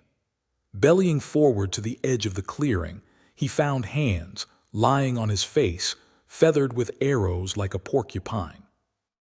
At the same instant Buck peered out where the spruce bough lodge had been, and saw what made his hair leap straight up on his neck and shoulders. A gust of overpowering rage swept over him. He did not know that he growled, but he growled aloud with a terrible ferocity. For the last time in his life, he allowed passion to usurp cunning and reason, and it was because of his great love for John Thornton that he lost his head. The indigenous people were dancing about the wreckage of the Spruce Bough Lodge when they heard a fearful roaring and saw rushing upon them an animal the like of which they had never seen before. It was Buck, a live hurricane of fury, hurling himself upon them in a frenzy to destroy. He sprang at the foremost man. It was the chief of the indigenous people, ripping the throat wide open till the rent jugular spouted a fountain of blood. He did not pause to worry the victim, but ripped in passing, with the next bound tearing wide the throat of a second man. There was no withstanding him. He plunged about in their very midst, tearing, rending, destroying, in constant and terrific motion, which defied the arrows they discharged at him. In fact, so inconceivably rapid were his movements, and so closely were the indigenous tangled together, that they shot one another with the arrows, and one young hunter, hurling a spear at Buck in mid-air, drove it through the chest of another hunter with such force that the point broke through the skin of the back and stood out beyond. Then a panic seized the indigenous people, and they fled in terror to the woods, proclaiming as they fled the advent of the evil spirit. And truly Buck was the fiend incarnate, raging at their heels and dragging them down like deer as they raced through the trees. It was a fateful day for the indigenous people. They scattered far and wide over the country, and it was not till a week later that the last of the survivors gathered together in a lower valley and counted their losses. As for Buck, wearying of the pursuit, he returned to the desolated camp. He found Pete where he had been killed in his blankets in the first moment of surprise. Thornton's desperate struggle was fresh written on the earth, and Buck scented every detail of it down to the edge of a deep pool. By the edge, head and 4 feet in the water, lay Skeet, faithful to the last. The pool itself, muddy and discolored from the sluice boxes, effectually hid what it contained, and it contained John Thornton, for Buck followed his trace into the water from which no trace led away. All day Buck brooded by the pool or roamed restlessly about the camp. Death, as a cessation of movement, as a passing out and away from the lives of the living, he knew, and he knew John Thornton was dead. It left a great void in him, somewhat akin to hunger, but a void which ached, and which food could not fill. At times, when he paused to contemplate the carcasses of the indigenous people, he forgot the pain of it, and at such times he was aware of a great pride in himself, a pride greater than any he had yet experienced. He had killed man, the noblest game of all, and he had killed in the face of the law of club and fang. He sniffed the bodies curiously. They had died so easily. It was harder to kill a husky dog than them. They were no match at all, were it not for their arrows and spears and clubs. Thenceforward he would be unafraid of them, except when they bore in their hands their arrows, spears, and clubs.